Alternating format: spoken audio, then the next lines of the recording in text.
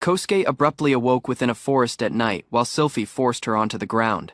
The dark elf threatened him prudently later, noticing an unfamiliar human wandering around alone.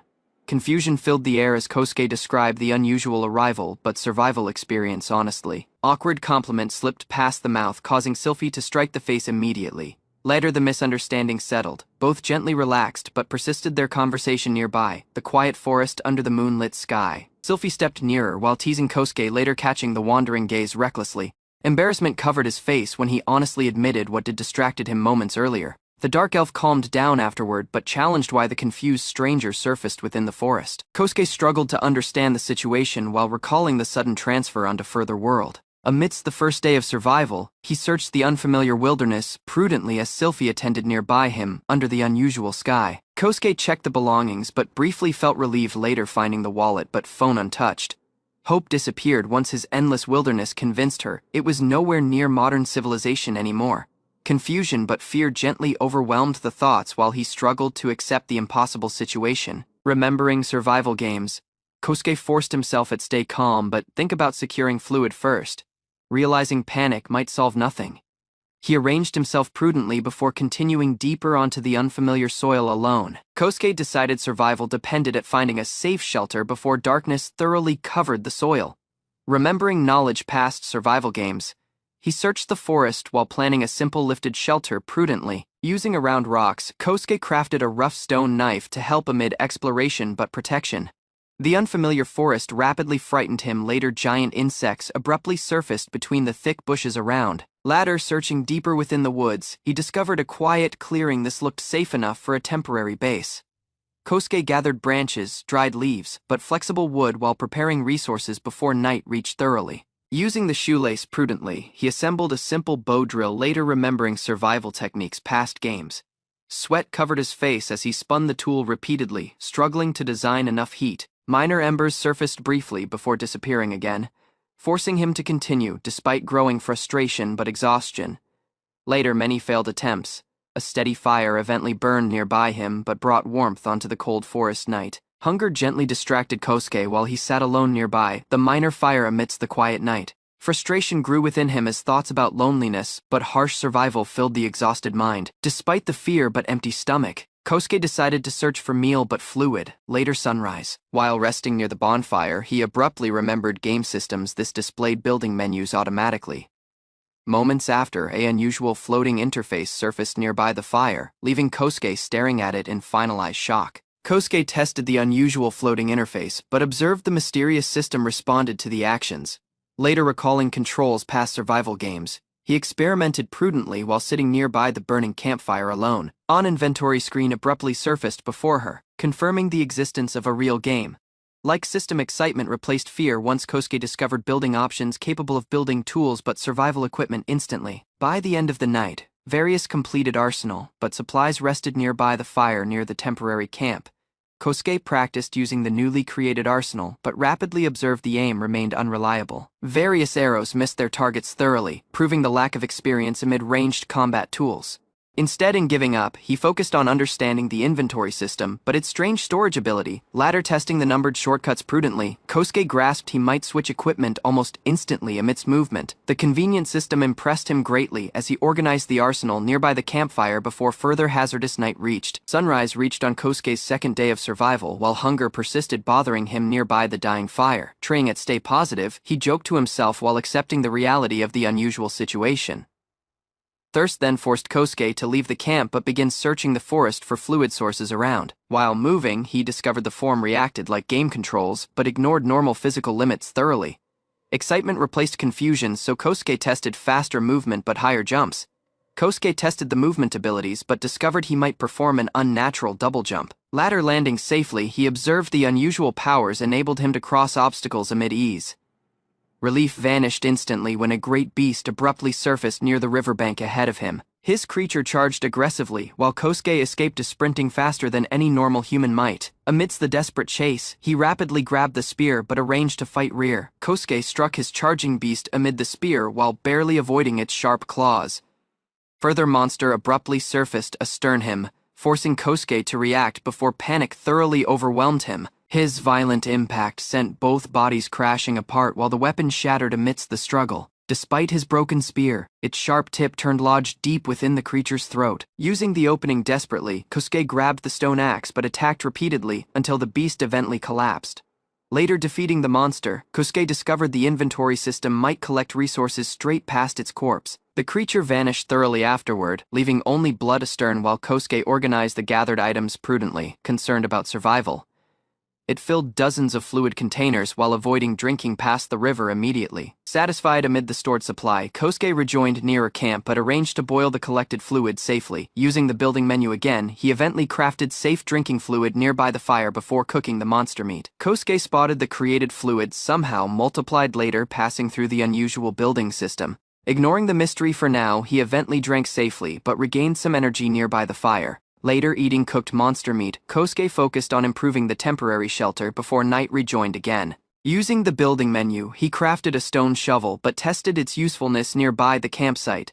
By combining the shovel amid the inventory ability, Kosuke dug massive trenches rapidly exhausting himself. Kosuke expanded the camp further but discovered new building resources while digging nearby the forest clearing. Excitement grew later. He observed furnaces, but metal processing might become feasible amid enough resources collected. Feeling safer via the moment, Kosuke rested within a hammock while planning the next day prudently. Amidst the quiet night, Sylphie eventually accepted this Kosuke truly came past further world entirely. Unusual glowing spirits floated around afterward, leaving Kosuke staring at the mysterious lights nearby the dark elf. The glowing spirit healed Kosuke's wounds but filled the form amid comforting warmth nearby Sylphie. The excitement disappeared rapidly later. Sylphie described this healing did not guarantee magical talent at all. Then afterward, Sylphie warned him about the dangers surrounding the forest but arose leading the way forward. While following his through the trees, Kosuke observed he still did not know the elf woman's name. Under his quiet night sky, Sylphie eventually introduced herself so one of the Black Forest Guardians. Kosuke but Sylphie crossed the forest later days of travel, searching for the elf hamlets. Then, the hidden settlement surfaced beyond the cliff, surrounded by walls but fields. Before entering, Sylphie sent Kosuke a protective collar but guided him nearer the hamlet's gates. Abruptly, irate beastmen surrounded them, raising arsenal but shouting for death. While tension spread through his crowd, Kosuke remained calm, so the guards arranged to handle the situation. Sylphie led Kosuke through his crowded hamlets while hostile beastmen glared at him past every side. Latter reaching a narrow alley, one stopped nearby an injured human lying on the ground. Elsewhere, two massive beastmen approached as Kosuke prudently realized their strength but size. Then, armed villagers surrounded him, filling the zone amid violent intent but pressure. Lacking hesitation, a sudden explosion burst through the street, but forced everyone rear in shock. Smoke rose around the hamlets. Later, the sudden blast scattered the attackers in every direction. Sylphie stepped on Kosuke but acted harshly to convince the beastmen he truly belonged to the... Amid a smile, Sylphie tightened his chain, but treated Kosuke like a trained animal embarrassed to his situation. Kosuke followed quietly while his villagers stopped suspecting them. Latter leaving the crowd astern, Sylphie described the outer zone of the hamlets was filled amid refugees. Kosuke strode through the refugee district while Sylphie described the conflict between humans but other races around the continent. Beyond the crowded zone, the magical fields spread around the soil where refugees struggled to survive. Then Sylphie proved the agricultural district but described how elves made magic to grow crops. Latter leaving the fields, Sylphie eventually brought Kosuke to the quiet home near the forest. Within the house, Kosuke seemed nearby curiously, while Sylphie arranged the room for their stay. Within the house, Sylphie challenged Kosuke about the identity, abilities, but knowledge past further world. While attending prudently, Sylphie described the ancient legend about people past further worlds saving the elves. Kosuke hesitated to reveal the force whereas he feared its hazard in the wrong hands. Latter teasing each other via a moment, Sylphie convinced him to demonstrate the mysterious ability. Kosuke eventually proved the inventory craft by storing objects within an unusual invisible space. Sylphie inspected the arsenal Kosuke crafted, but observed the building ability might simply produce useful tools. A stunned expression crossed Kosuke's face. Later, Sylphie figured out the secret so rapidly. Smiling proudly, Sylphie warned him to be more careful, whereas allies might exploit such force. Kosuke then described how defeated monsters only left blood astern. Later he collected their resources. So hunger grew between them. Sylphie reminded Kosuke this preparing meals was also part of the role. Kosuke respectfully urged Sylphie to teach him how to use cooking tools but seasonings properly. Night then reached as the meal became out better than either of them expected. Later dinner, Kosuke urged permission at sleep in the living room using a hammock. Instead, Sylphie easily invited him to share the same bed within the room. Caught off guard to his sudden suggestion, Kosuke nervously tried explaining the difference between love but chastity. Sylphie easily encouraged Kosuke to follow the feelings instead of resisting the growing attraction. Unable to hold rear any longer, Kosuke carried Sylphie onto the bedroom while declaring the determination. As the mood deepened, Kosuke awkwardly described human ideas about romance but relationships to the lying around the bed. Sylphie admitted she did little experience but urged Kosuke to guide the gently. Amid nervous excitement filling his room, the two gently accepted each other's feelings for the first time. Amidst the night together, Kosuke but Sylphie gently grew nearer while sharing mutual faith but affection. At the fourth day of survival, Kosuke woke within the wooden house but found Sylphie standing before him in embarrassment. Shame weighed heavily at his elf, so she struggled to stay calm in front of him. Then Kosuke ignored his tension but arranged breakfast for both of them. Sylphie attacked her at wrath while he laughed through the pain. Latter calming down, one ordered him to gather resources before sunset. Kosuke arranged a great meal for the hamlets, using the remaining supplies to make bread pancakes but roasted meat for everyone. A collar was placed nearby the neck to maintain the agreement between him but Sylphie amidst their visit outside the settlement. Villagers noticed his pair closely as they strode together through the crowded path. Kosuke spotted the fearful stares surrounding Sylphie but observed the villagers respected the strength more than the kindness. Near the gate, he eventually grasped this many people called Sylphie the hazardous ruler of the forest. Sylphie warned his villagers not to interfere amid Kosuke but threatened anyone who opposed him. Amidst their walk, Kosuke spotted workers building shelters but walls for refugees arriving past around lands. Sylphie described this many refugees lost their homes later. The Holy Kingdom took control of the trade routes. Kosuke considered using the building ability to produce arsenal but sustained Sylphie's side. Later noticing the thoughts, Sylphie led him deeper onto the forest to continue hunting. Later reaching his hunting grounds, Sylphie removed Kosuke's chains but warned him to stay quiet. Kosuke abruptly copied himself but moved in unusual crouching motions nearby Sylphie. The strange movement confused the while he proudly proved off one of the unusual abilities. Although irritated, Sylphie attended as Kosuke suggested cutting around trees for resources. Kosuke then opened the building menu but arranged to turn the forest timber onto useful supplies. Using the unusual tools, Kosuke quickly cut down various trees while Sylphie realized him in disbelief. Confusion spread around the elf's face as the forest shook past the strange methods. Zone fallen tree instantly transformed onto clean timber, leaving Sylphie unable to understand the force. Through his inventory system, Kosuke sorted the resources while Sylphie warned him not to clear the entire forest. Latter seeing the huge supply of lumber, Sylphie observed the settlement might have enough resources for quite some time. Amid enough wood collected Kosuke but Sylphie headed deeper nearer the mountains to search for ore. Unusual sound echoed through the forest, causing both of them to halt but stay alert. Kosuke tried locating the noise, but Sylphie forced him to focus but follow the movements prudently. Tension filled his forest so they quietly advanced through his trees. Moments after, a giant insect surfaced before them, making Kosuke realize how hazardous the forest truly was. Sylphie charged nearer the giant insect but blocked its attack before it might reach Kosuke. While the monster arranged further strike, Kosuke rapidly aimed the bow but fired an arrow at it. The attack distracted the creature long enough for Sylphie to pierce its form amid the sword. Hanging past the monster's form, Sylphie persisted slashing until the giant insect eventually collapsed. Later the combat ended. Sylphie landed easily while Kosuke stared at the strength in amazement. Latter defeating his giant insect, Kosuke confirmed the monster was eventually dead while Sylphie inspected the corpse. Curious about the creature, Kosuke urged about its usefulness while Sylphie described which form parts might be harvested. Following the instructions, he stored the remains within the inventory system, lacking leaving anything astern. His harvested resources unveiled the monster was called a gizma. Sylphie then described this many refugees died later encountering swarms of those monsters near the trade routes. Kosuke observed his number of gizmas in the wilderness likely increased over the years. Sylphie described the monsters were probably spreading deeper through the forest while searching for meal. Fearing more creatures might appear past his mountains, Sylphie decided it was time to leave the zone. The hazard eventually made Kosuke understand how close he'd been to dying before meeting Sylphie. As the sun dropped around the sky, he quietly accepted how lucky he truly been. Kosuke discovered a river filled amid useful resources, but immediately arose gathering magnetic sand despite the freezing fluid. Later collecting enough resources, it placed a simple furnace near the riverbank. Using the building menu, Kosuke crafted nails but other tools wanted for coming construction work. While checking new recipes, He observed the building ability enabled him to produce items lacking understanding their design. As Sylphie patrolled the zone, Kosuke quietly persisted working nearby the furnace alone.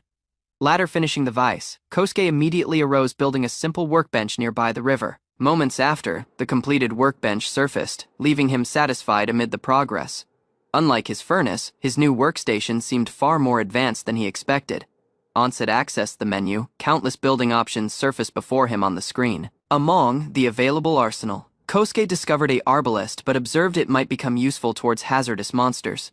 While checking the arbalest recipe, Kosuke observed various essential resources were still missing. More building options abruptly surfaced on the workbench menu, making him suspect the station might be upgraded. An upgrade system then surfaced for both the furnace but workbench, revealing many advanced requirements. So it explored the interface further. Kosuke discovered additional menus hidden within the system. The status screen eventually unveiled levels, but crafts, helping him understand how the unusual abilities persisted evolving. While reviewing the craft list, Kosuke prudently considered which abilities might help him survive coming battles. An achievement menu abruptly surfaced, revealing hidden conditions. This unlocked new building functions. So he persisted searching through the system. An embarrassing achievement involving Sylphie unexpectedly surfaced before him. His ridiculous reward immediately annoyed Kosuke, especially later learning it counted so an official achievement. Further unusual title then surfaced on the screen, leaving him thoroughly speechless about the system's absurd conditions. Kosuke reacted loudly later discovering the unusual bonus effects hidden within the achievement system. Returning to the campsite, Sylphie was surprised to see how many tools but machines he did already crafted alone, latter proving the steel shovel. Kosuke described the plan to gather even more resources. Using a heavy pickaxe, it smashed apart great rocks near the river while Sylphie noticed closely. Among the broken stones, Kosuke found iron ore, leaving Sylphie stunned by the strange abilities. Later seeing Kosuke's abilities again, Sylphie admitted the powers were unlike anything she did ever witnessed. While eating together, Kosuke spotted the meal within the inventory remained warm despite being stored for hours. Sylphie observed the unusual inventory thoroughly ignored the normal rules of the world. Once his meal ended, Sylphie decided to return to the hamlets but report the day's events. Before entering his hamlets, she warned Kosuke to stay close, whereas many elves still distrusted humans. Latter entering the hamlets, Sylphie turned irritated when further elf mocked Kosuke's appearance but belongings. Lacking hesitation, one struck the rude villager aside but warned everyone not to insult him again. Kosuke rapidly followed a stern Sylphie, silently promising himself not to wrath thee anymore. Within the great hall, various elder elves gathered together but noticed their arrival prudently, as Sylphie arranged the report. The elders immediately challenged whether Kosuke was the human who entered the forest. The elder elves challenged Kosuke's lack of magic while Sylphie defended the strange existence before the meeting. Latter hearing about the growing Gizmo menace, the elders arose discussing ways to protect the refugees but hamlets. One elder then teased Sylphie via becoming unusually close at Kosuke later only a short time together.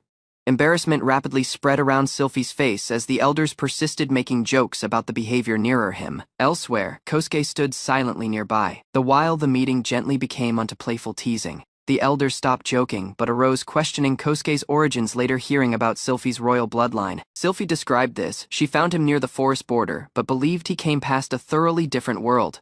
Although doubtful, the elders considered the possibility later hearing about Kosuke's unusual abilities but lack of magic. When one elder suggested taking her on to custody, Sylphie immediately pulled Kosuke close but refused to hand him over.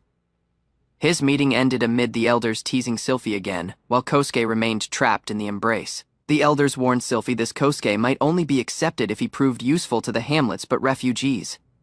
Although she recognized their decision, Sylphie firmly declared this Kosuke's strength might ultimately earn their faith. Before leaving his hall, his elders requested the human to eventually introduce himself properly. Kosuke easily unveiled the full name to the gathered elves for the first time, so his meeting ended. One elder jokingly told Kosuke to take good care of Sylphie past now on. Later returning home, Sylphie quietly reflected on the elder's decision while Kosuke followed a stern. The Kosuke described plan to help protect the refugees by improving the unfinished outer wall. Hearing the idea, Sylphie turned curious about what the unusual abilities might actually accomplish. Kosuke immediately arose building bricks but preparing resources in front of the house.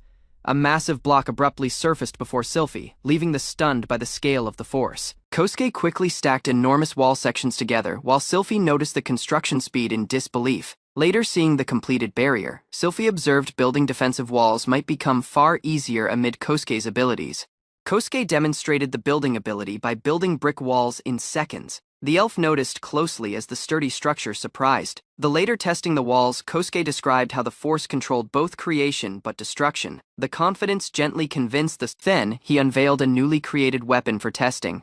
Instead, in a normal bow, Kosuke introduced a arbalist amid faster continuous attacks. Sylphie tested the weapon but rapidly recognized its advantage amidst combat. Kosuke described this arbalist was easier for Sylphie to use amidst combat. One attended prudently while examining the weapon. Later testing a stronger arbalist reinforced amid animal bones, Sylphie arranged to try it on a monster target. His bolt struck deeply onto his gizmo's shell, proving the weapon's strength. Kosuke inspected his result but considered making an improved version after. It planned to build a larger workshop nearby the camp.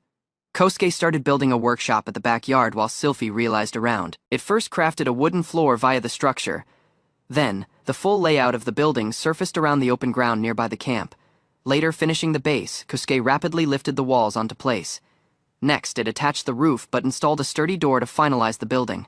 Sylphie stared at surprise, so the finished workshop stood before the inn less than an hour. Kosuke arranged his workbench but supplies within the new workshop while Sylphie inspected the unfamiliar building. Amidst their discussion, Sylphie thanked him for helping the settlement but promised to prepare dinner. After, she abruptly moved close to Kosuke but reminded him that she was also the wife in this world. Later, leaving his workshop, Sylphie acted unusually affectionate, leaving Kosuke confused by the behavior. This night, they discussed producing great numbers of crossbows for the refugees, but Hamlet's defense. Kosuke discussed using gizmo shells so substitutes for animal bones while Sylphie attended nearby him. Later, checking the building options, he observed the material might work for producing stronger crossbows. After, Sylphie served dinner while Kosuke spotted the behavior becoming softer but more affectionate recently. Amidst their conversation, she urged him if he truly wanted to learn about the past but status. Sylphie eventually unveiled this: she was the heiress of the Marinard royal family. Then Sylphie unveiled this: she lost the kingdom but family, later fleeing past the Holy Kingdom onto the Black Forest. Kosuke observed this: Sylphie did been thinking about him for a long time, lacking saying it straight. He described this: she might have reclaimed the homeland if she did abandon the refugees hiding in the forest. Instead, Sylphie chose to remain nearby Kosuke to repay the kindness but protection. After, one quietly rested in the arms while the two shared a peaceful moment together. Within the workshop, Sylphie but Kosuke shared a quiet but intimate moment together amidst the night. Sunrise reached as their 5th day of survival in the unfamiliar world officially arose. While resting at bed, Kosuke teased Sylphie about the previous night but embarrassed. Angered to the teasing, Sylphie rapidly punished him for refusing to drop the subject. Elsewhere, the party gathered ores but raw gemstones past the forest for coming building projects. Within the workshop, Kosuke but Sylphie arranged supplies before leaving to meet the refugees. Later, passing through the forest path, the party headed nearer the refugee settlement to discuss recent events. Fear rapidly spread among the refugees when they spotted a human walking nearby Sylphie. Then, various villagers recognized Sylphie but respectfully referred to as their princess. Although Sylphie denied the title, the refugees persisted, praising the for protecting them past the gizmo attacks. Kosuke felt uneasy nearby the intimidating refugee leader, while Sylphie easily noticed nearby him. Elsewhere, the leader described this: many refugees did suffer terrible losses amidst the attacks by humans. Although anxious about entering the settlement, Kosuke trusted Sylphie's judgment but followed the guidance. Hearing Kosuke promise never to abandon them made Sylphie smile amid relief. After, Kosuke distributed fresh meal to the starving refugees gathered within the settlement. Kosuke provided meal but supplies via the refugees, while Sylphie ordered everyone to prepare meals immediately. Within the busy camp, the refugees rapidly gathered together, later hearing Sylphie's request. Then, Kosuke but Sylphie entered a great tent where the refugee elders were pausing for them.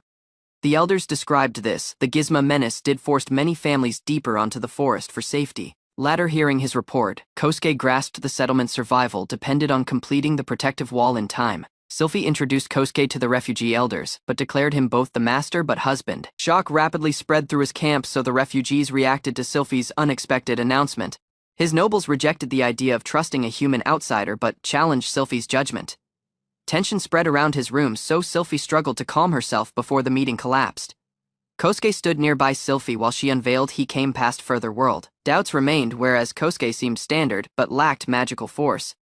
Despite their suspicion but discomfort, Sylphie persisted, defending Kosuke before the party. Sylphie urged the party to face the judgment but give Kosuke a chance to explain himself. Latter a brief silence, Kosuke arose telling everyone about the origins but unusual abilities. Dana accepted Kosuke via the moment, but warned him not to betray Sylphie's faith. Melty introduced herself politely while Kosuke realized the strange people nearby him. Aira. But Kyubi also unveiled their identities, leaving Kosuke surprised by the diverse party Sylphie described this. The refugees depended on Kosuke's abilities to survive but secure supplies. Concern about meal shortages shoved the party to request a demonstration of Kosuke's powers. Everyone agreed at follow Sylphie outside, while the refugees paused within the shelter. The party reached at an open zone suitable for testing Kosuke's building ability. Standing before the allies, Kosuke arranged to reveal the mysterious force Sylphie trusted. Kosuke urged permission to destroy part of the unfinished wall before starting the demonstration. Using an unusual pickaxe, he shattered the bricks instantly, but stunned the entire party. Moments after, Kosuke gathered resources but rebuilt the structure amid impossible speed but precision. The wall quickly expanded as everyone noticed and finalized disbelief at the building ability. Later, finishing his massive barrier, Kosuke invited the allies to inspect its strength for themselves. Kyubi but Dana tested the wall amid force, but the structure remained thoroughly undamaged. The party eventually accepted this Kosuke possessed abilities beyond normal understanding but logic. Aira challenged Kosuke intensely while demanding an explanation for the impossible building force. Unusual resources past Kosuke's inventory confused Aira even more as she examined them closely. After, Kosuke demonstrated simple survival methods, leaving the allies stunned by the practical knowledge. Curious about the powers, Melty proposed using Kosuke's building ability to improve the camp's meal supply. Lacking wasting time, Aira dragged Kosuke away to begin further experiment amid the unusual resources. Around, Sylphie spotted the party gradually becoming more comfortable nearby the outsider past further world. Later constant demonstrations, fatigue overwhelmed Kosuke but left her resting at the table. Elsewhere, the refugees benefited past the efforts as meal production increased, but daily work turned easier. Amidst lunch, Kosuke described this Aira's advice helped him shorten the time wanted for building. While eating together, the party introduced Kosuke to local meal made past monster meat. Conversation then shifted nearer the differences between Kosuke's world, but theirs, especially the absence of monsters. Aira struggled to understand how life might exist in a world lacking magic or magical creatures. Even so, Kosuke easily accepted their disbelief as the discussion persisted nearby the table. Sylphie joined the table but challenged Kosuke, later noticing how much time he spent amid Aira recently. Amused to his situation, Kyubi teased Sylphie, while Kosuke accidentally made the even more embarrassed. Then later, the party rejoined to discussing plans for completing the defensive wall nearby the hamlets. Dana organized workers but gathered resources while the allies arranged the next stage of construction, confident at Kosuke's abilities. Sylphie believed his remaining work might be finished far faster than expected. Smoke rose around the forest as Kosuke persisted testing the strange building abilities on the trees. Aira but Kyubi examined his processed wood closely while trying to understand the impossible results. Elsewhere, Sylphie reminded the party this Kosuke's powers might greatly improve their situation, concerned by the scale of the abilities. The allies warned this endless production might destroy the forest. Despite his confusion, Kosuke thanked everyone via helping him understand this world more plainly. Aira suggested helping amid clay collection while Kyubi stayed astern to sustain Kosuke's work. Latter receiving Sylphie's approval, Kyubi rushed off confidently to assist his ongoing construction efforts. Elsewhere, Kosuke persisted cutting marked trees while the allies realized the unusual efficiency. As the sun dropped, Aira admitted this Kosuke's abilities thoroughly defied the laws of magic but logic. Frustration ultimately overwhelmed Aira, causing his to lose patience while struggling to understand Kosuke's impossible powers. Kosuke panicked later. Aira threatened to dissect him while Sylphie noticed the argument easily. Fear persisted, spreading through Kosuke as Aira seriously discussed examining the strange form later death. Night fell as Kosuke but Sylphie rejoined past further exhausting day of work in the forest. Sylphie praised Kosuke's efforts while it shared freshly baked bread past the inventory. Gradually, the refugees arose, treating Kosuke more warmly but accepted the meal he offered them. Amidst their walk rear, Sylphie reflected on how hard Kosuke did work throughout the day. Beneath the quiet night sky, Sylphie wondered whether everyone in the camp might ultimately faith Kosuke thoroughly. While walking nearby Sylphie, Kosuke quietly thought about the people gently accepting him onto the party. It reflected on each member's attitude but believed most of them no longer feared the abilities. Then later, Kosuke shared concerns about spreading the building force too openly around the settlement. Remembering his hazard of human greed, he warned Sylphie about the risks of trusting everyone thoroughly. Under the moonlit sky, Sylphie accepted the responsibility of prudently controlling how the creations might be distributed. Kosuke rejoined home amidst Sylphie but immediately arose preparing resources for the next day's work. Within the workshop he produced charcoal but mechanical parts to improve coming construction efficiency. Later, gathering enough resources, Kosuke examined new upgrade options for the building equipment. Curious about the unusual system, Sylphie attended, while Kosuke described how upgraded tools reduced building time. Moments after, a bright flash filled his room, so Kosuke activated the upgrade for the first time. Kosuke but Sylphie examined the upgraded furnace but spotted how much larger but more advanced it did become. His improved workshop now included new equipment via forging but metal processing. Outside, his expanded furnace structure surprised both in them later breaking through the workshop walls. While checking the new building options, Kosuke discovered advanced arsenal but armor did become available. Remembering Dana's preferred weapon, Sylphie suggested building a forceful battle axe for coming battles. Kosuke searched his weapon list but decided a heavy battle axe might suit Dana perfectly. While exploring his upgraded workshop, it discovered new production options but advanced blacksmithing functions. Sylphie spotted the system might even repair damaged military equipment through the building facility. Later finishing their inspection, Sylphie guided Kosuke nearer further building around. Within the storage zone, Kosuke encountered the spoils of war but immediately reacted to the terrible smell filling the room. Kosuke examined the blood-stained arsenal but armor collected past previous battles within the storage building. Reluctantly, he stored the filthy equipment within the inventory to inspect everything more prudently. Later organizing the items, Kosuke discovered various pieces of cursed equipment among the rusted arsenal.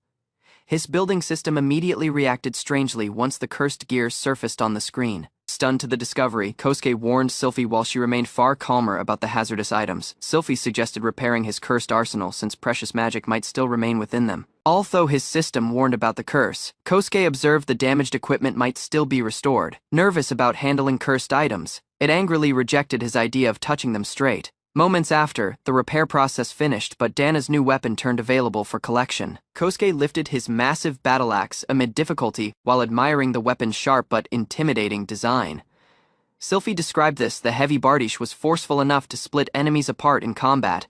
Later testing his weapon herself, she admitted the massive axe felt difficult even for the to handle. Kosuke then suggested a lighter curved sword. This might better match Sylphie's fighting style. Interested by the unfamiliar weapon, Sylphie urged Kosuke to design one for the immediately. Before continuing, Kosuke requested leather straps but additional resources to improve both the weapon but the workshop. Sylphie teased Kosuke affectionately before dragging his exhausted young man away at rest via the night.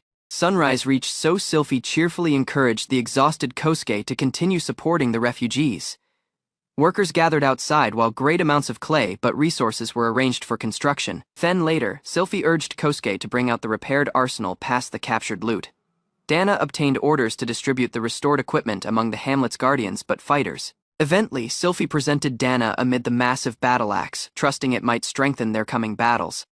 Dana tested the massive battle axe but rapidly recognized the weapon's overwhelming force in combat. Even while impressed, it struggled to understand how Kosuke might design equipment of such quality. Around, Sylphie smiled confidently, but believed everyone might witness Kosuke's abilities more plainly then. Then later, Kosuke arranged to continue construction while workers cleared space for the new blacksmithing facility. Exhaustion spread around Kosuke's face as he resumed producing resources nearby the upgraded furnace. Workers noticed in shock as Kosuke quickly produced rows of furnaces nearby the construction site. While gathering fuel, Era turned frustrated to the impossible scale of Kosuke's building ability. Then later, villagers challenged how Kosuke transported such massive structures lacking difficulty. Concerned for everyone's safety, Kosuke warned the party to avoid touching hazardous resources near the furnace. Elsewhere, Sylphie approved plans to continue brick production while Kosuke repaired damaged arsenal for the Guardians. Villagers gathered great amounts of clay, while Kosuke arranged resources for persisted brick production. Using the inventory ability, Kosuke rapidly collected the clay but confused everyone watching around. Melty confirmed his clay contained no magical traces, which only deepened Era's curiosity. Elsewhere, Kosuke ignored Era's constant questions but focused on turning the processed clay onto blocks. Then later, further unusual machines surfaced past Kosuke's inventory, surprising the entire party once again. Kosuke made newly gathered resources to upgrade the workbench onto a more advanced building station. Curious about his process, Era prudently realized every movement while Kosuke activated the upgrade. A bright flash abruptly filled the zone, forcing everyone around to shield their gaze. Once the light faded, Kosuke described this the improved workbench might design more complex equipment. The party examined the upgraded metal workstation but observed Kosuke's building technology did advanced again. Ira turned emotional later witnessing something within Kosuke's mysterious building force but magical light. Convinced his abilities resembled divine miracles. One formed theories about their supernatural origin. Kosuke admitted it came past further world, which only strengthened Era's suspicions further. Overwhelmed by the own conclusions, Era fell onto deep confusion, but remained silent afterward. After lunch reached but temporarily distracted everyone past the unusual discussions surrounding Kosuke's powers. Amidst lunch, the party discussed construction progress while preparing for more wall building after this day. Ira abruptly proposed a method to prove whether Kosuke truly came past further world. Sylphie attended prudently later hearing this. Era already did a specific idea in mind. His unusual test focused at the mysterious collar attached to Kosuke's neck. Confused to the request, Kosuke grasped this. Era wanted him to remove the slave collar himself. Sylphie quietly examined his slave collar while Era noticed Kosuke's reaction. The party paused as the explanation persisted. Shock crossed Kosuke's face later hearing the collar might kill its wearer if removed recklessly. Concern spread among his allies. Sylphie easily clarified this: his collar only reacted to the wearer's own magic. Kosuke attended amid confusion. Since Kosuke did no magic, the collar stayed harmless nearby the neck. Relief gently replaced his tension. Ira suggested testing his collar amid an order, leaving Kosuke uncertain. Embarrassment filled his table later. Sylphie ordered Kosuke to remove the clothes as a test for the collar. Shock spread through his party when Kosuke discovered he might freely take the collar off by himself. While reaching nearer the collar, Kosuke casually described the situation to everyone around. Era rapidly recognized the hazard. Realization struck Sylphie later, noticing the commands no longer did any effect on Kosuke. Chaos followed. Then later, before Kosuke's thoughts went further, Sylphie immediately punched her to halt the reckless behavior. Ira proposed revealing this: Kosuke's slave collar no longer worked. Later, his wall construction was finished. Following the discussion, Sylphie decided the demonstration might happen after, while everyone arranged for the project. Then afterward, Kosuke arose building the wall alone as the allies noticed the strange abilities in action. Amidst the work, the horned fighter challenged why Kosuke never harmed Sylphie, despite being free past the collar's control. Instead of proving hostility, the fighter believed Kosuke respected Sylphie, whereas she did protected him before. Kosuke described this: betraying Sylphie might bring him no benefit, while the horned fighter attended in silence. Later, finishing the discussion, Kosuke urged to test how far the wall's effect might reach amid further person around. Then, his horned fighter volunteered to accompany Kosuke while Sylphie quietly approved the decision. A more relaxed atmosphere followed as Kosuke, but the fighter exchanged names lacking formal titles between them. Moments after, both men strode near the hamlet's entrance together to continue the experiment. Ira but the allies noticed past afar while Kosuke persisted working on the massive wall nearby the settlement. Using the unusual building ability, Kosuke placed a giant gate between the stone walls amid ease. Then afterward, the entire defensive structure surrounding the hamlets was eventually completed. Satisfaction surfaced on Kosuke's face later. The project finished earlier than everyone did expected. As they inspected the completed wall together, the horned fighter gently arranged to ask Kosuke something essential. Kosuke described this: creatures related to the gizmas in the old world might jump surprisingly high despite their minor size. The horned fighter warned this around gizmas mainly attacked by launching themselves forward at great speed. While the discussion persisted, Sylphie reached near the gate as the party reviewed the wall's defenses together. Confidence surfaced on Kosuke's face, later hearing praise for finishing the massive construction so rapidly. Then afterward, Sylphie gathered everyone around but arranged to begin the official demonstration.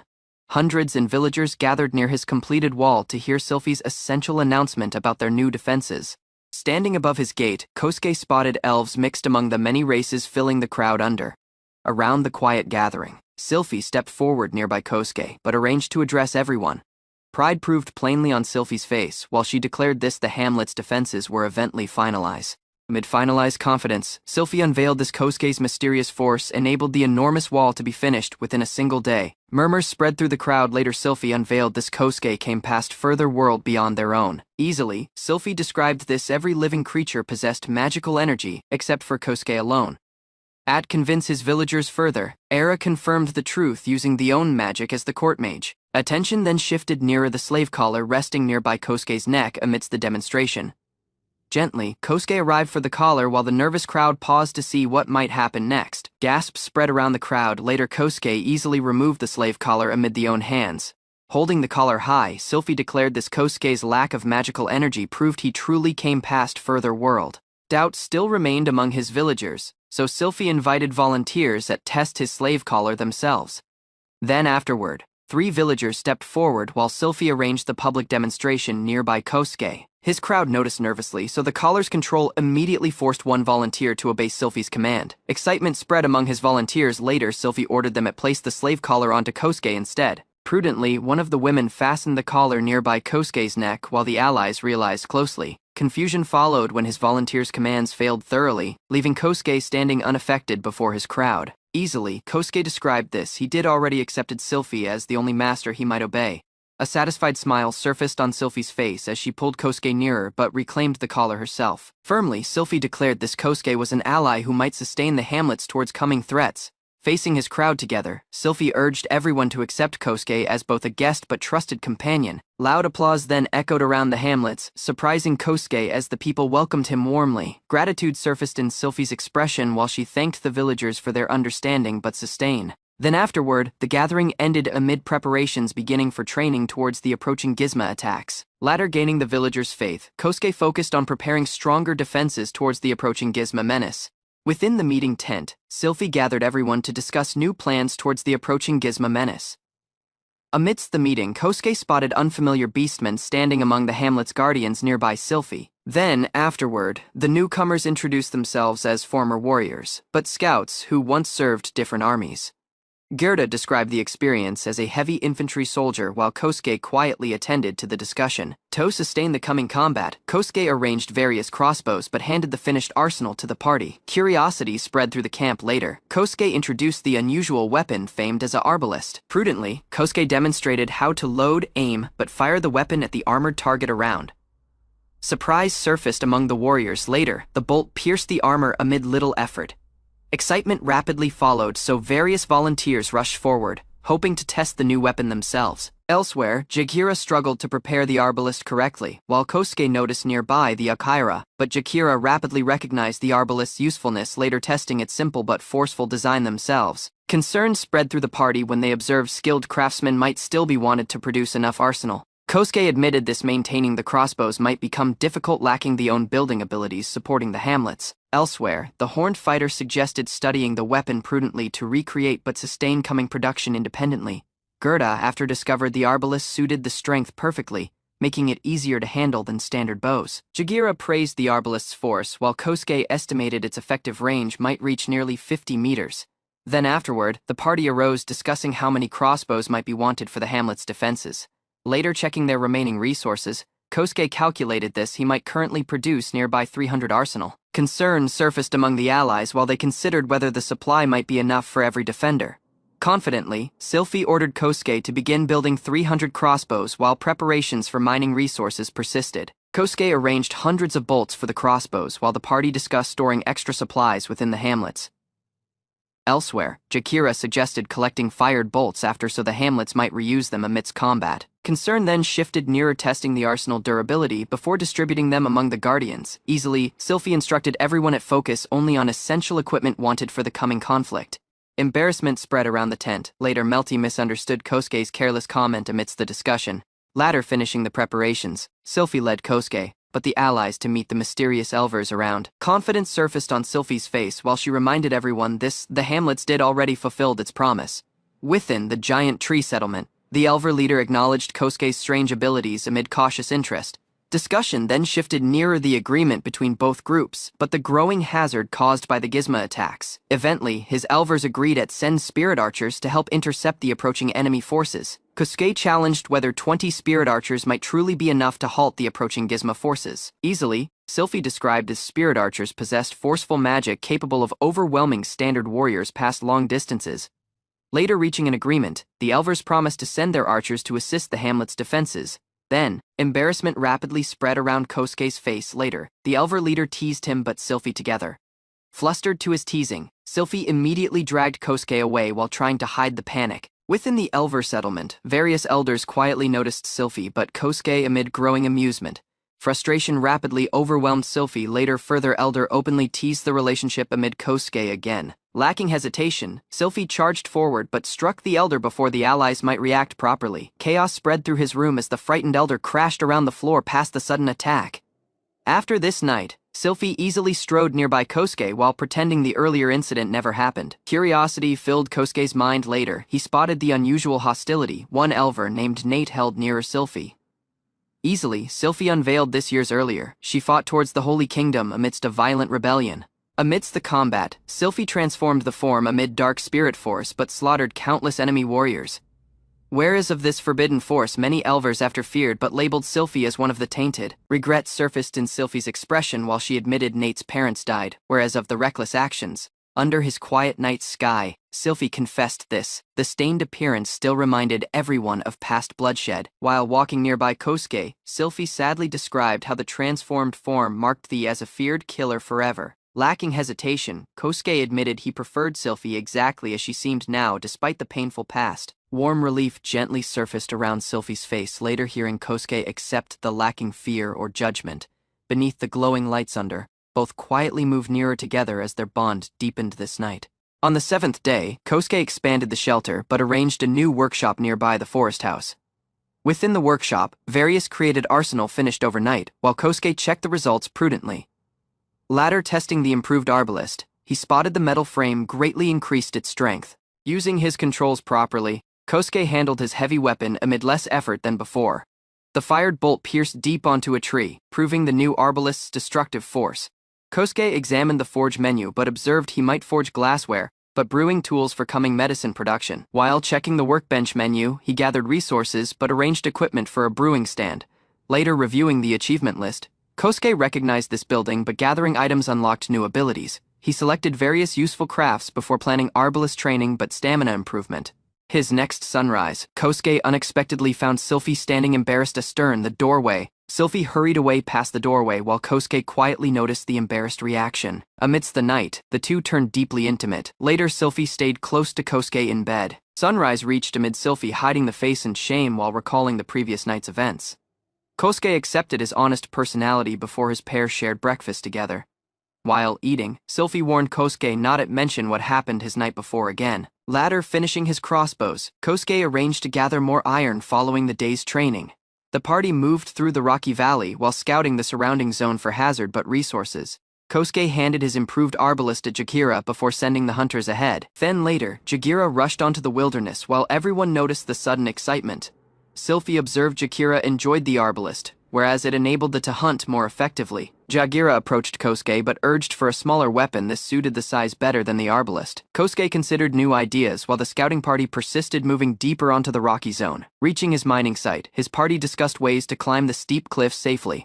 Instead of climbing normally, Kosuke crafted tall wooden platforms. This lifted him upward rapidly. Past the top of the cliff, he arranged further structure to descend while the allies noticed in disbelief. Kosuke arrived his cliff top but carved a path downward by mining straight through the rock wall.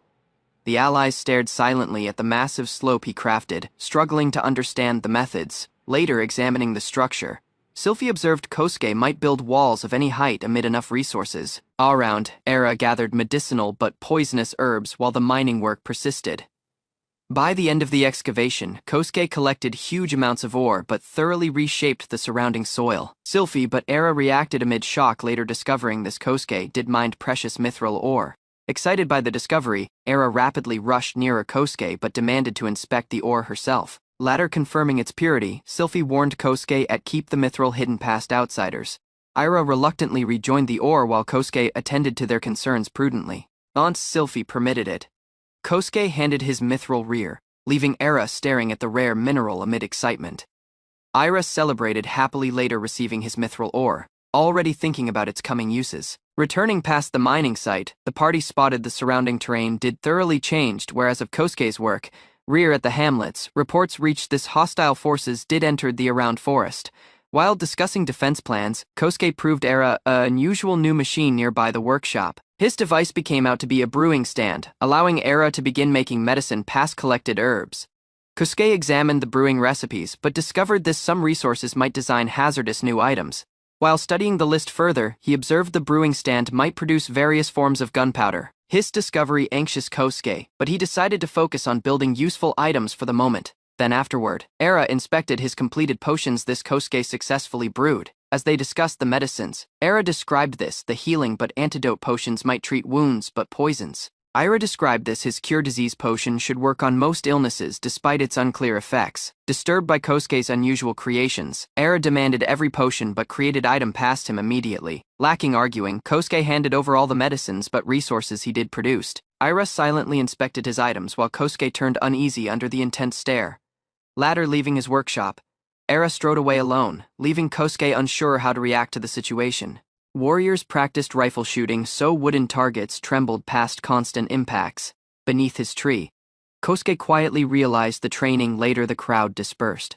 Around, a spinning loom caught Sylphie's attention when one approached his resting young man. Using the handmade device, thread was arranged for coming cloth but supplies. Seeing the shabby outfit at last, Sylphie observed Kosuke did neglected the own needs for too long. Kosuke thanked Sylphie later. She spotted the worn clothing amidst their discussion. Precious gemstones were gathered before the party headed nearer the craftsman's zone. Along the forest path, Sylphie described this, the hamlets lacked skilled earth magic users. After, an elf seamstress happily offered to prepare new clothes via Kosuke. Within his warehouse, Kosuke searched for leather glue but alcohol among the stored supplies. Within his warehouse, Kosuke searched through stacked supplies while Sylphie guided him nearer the clothing section. Later choosing various outfits, he headed to the rear room to change onto cleaner clothes. His new outfit fit comfortably, though Sylphie prudently examined every detail of the appearance. While adjusting his hems, his elf women worked together to improve the oversized clothing. Satisfied amid the final result, Kosuke rejoined outside wearing practical clothes suited for Hamlet's life. Ira approached Kosuke, but Sylphie, while carrying various bottles filled amid tested potions. Within the workshop, she prudently described this. The medicines worked lacking noticeable side effects. Concern surfaced around the party. Later, Era admitted the results came too rapidly to evaluate properly. Kosuke then reminded the potions were forceful enough to treat wounds, poison, but illness. Hearing the warning at last, Era trembled nervously, later realizing how hazardous the careless testing did been. Overwhelmed by guilt, Era abruptly broke onto tears but repeatedly apologized to Kosuke. Sylphie rapidly calmed the down before sending the shaken girl rear to the workshop. Away past the allies, Era quietly reflected on the mistakes but strange talent amid potions. Elsewhere, Kosuke struggled to understand why the warning caused such an emotional reaction. After, Sylphie gathered everyone together, but described this. Era admired Kosuke's remarkable abilities. Kosuke gently observed Era apologized, whereas she feared she did disappointed everyone amid the reckless testing. Elsewhere, Era described this, the abilities were earned through painful sacrifices but hard work. Hearing the discussion, Sylphie but Melty remained unusually silent nearby the anxious young man. Later reflecting on Era's words, Melty challenged whether Kosuke lost everything to gain the powers. Via his first time, the possibility of returning to the original world quietly crossed Kosuke's mind. Kosuke reassured Sylphie he never blamed the four relying on the strange abilities. While practicing his powers safely, he described there were still many things left for him to discover. Hearing the honest thoughts, the allies gently observed their relationship benefited everyone involved. Sylphie accepted the answer later. Kosuke promised he might speak up whenever something troubled him. Avira eventually calmed down as the party decided to move forward together, lacking misunderstanding each other. Kosuke introduced the handshake custom past the old world while offering the hand to Era. Later accepting the gesture, Era quietly shook hands amid him as the allies noticed around. Smiles gradually rejoined when Melty but Sylphie joined the handshake. One later further, then afterward, his party discussed tomorrow's hunt while preparing their next tasks together. After this evening, Kosuke reflected on the careless behavior but anxious about hurting Era's feelings again. Kosuke anxious, the strange building powers might someday threaten the hamlet's craftsmen but their livelihood. Standing nearby him, Sylphie insisted the opinion might never change, whereas of the abilities rather than hiding the talents, she believed the hamlets might benefit more past using them fully. Sylphie then promised to remain at Kosuke's side, even if allies feared or rejected her. Hearing the sincere words, Kosuke eventually relaxed but accepted the sustain she offered, lacking hesitation. Before the hunt, Kosuke arranged crossbows, arrowheads, but medical splints for the party. Night then fell around the hamlets as everyone agreed to rest before departing at dawn. On the 8th survival day, the hunting party moved prudently while harpies noticed passed above. Deep within the forest, a beastman abruptly stopped, later sensing movement around. Moments after, Sylphie warned the party the approaching gizmo was moving far faster than expected. A massive gizmo burst past hiding but slammed onto the forest clearing at terrifying speed. Sylphie rushed through his forest while drawing the gizmo's attention away past the party. Around, Kosuke prudently aimed the arbalist while focusing on the creature's weak point. Moments after, a beastman fired a bolt straight near the charging monster. His attack struck successfully, causing his giant insect to recoil among the trees. Seeing the opening crafted by the shot, Kosuke arranged further attack while the hunters surrounded the gizmo. The enraged gizmo abruptly charged nearer Kosuke, but the hunters through the narrow forest path, lowering its form. His massive creature arranged to crush everything standing before it. Instead of retreating, Kosuke easily stepped forward while activating the building ability. Moments after, the charging monster slammed straight onto a newly crafted stone barrier. Dust scattered around the clearing as Kosuke noticed the stunned gizmo struggle astern the wall. But the hunters complained later Kosuke defeated the gizmo before anyone else might attack. Around, wooden spikes were arranged, whereas normal arsenal struggled towards the creature's hard shell. Later collecting the corpse, the party reinforced the barrier amid sharpened stakes for safety. Then afterward, everyone resumed his hunt while moving deeper onto the forest together. Lacking warning, further gizmo burst past underground but charged straight nearer the startled hunters. Further gizmo survived the trap but persisted rampaging despite crashing onto Kosuke's stone barrier. While the hunters regrouped, Sylphie rapidly finished the wounded creature amid a forceful strike. Later the combat ended, Kosuke suggested strengthening the defenses using spikes but deeper trenches. Additional plans then followed, including lifted walls, escape routes, but defensive bowman positions. Before leaving his forest, Kosuke tested the mining ability by carving through stone walls amid ease. Curious about the abilities, Kosuke demonstrated how the strange movement techniques functioned. Above his ground, a floating stone wall supported her lacking, shaking or collapsing. Shock spread among his hunters so they noticed the impossible scene unfold before them.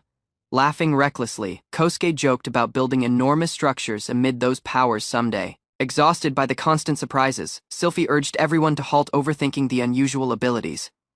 A beastman scout abruptly sensed hazard, while Sylphie but Kosuke noticed the surrounding forest prudently. Moments after, the party discovered multiple gizmos advancing later. Further hunting unit encountered the massive swarm. Deep within his forest, his hunters discovered various injured beastmen surrounded by approaching gizmos. Urgent warnings spread as the party rushed nearer the trapped survivors before the swarm reached.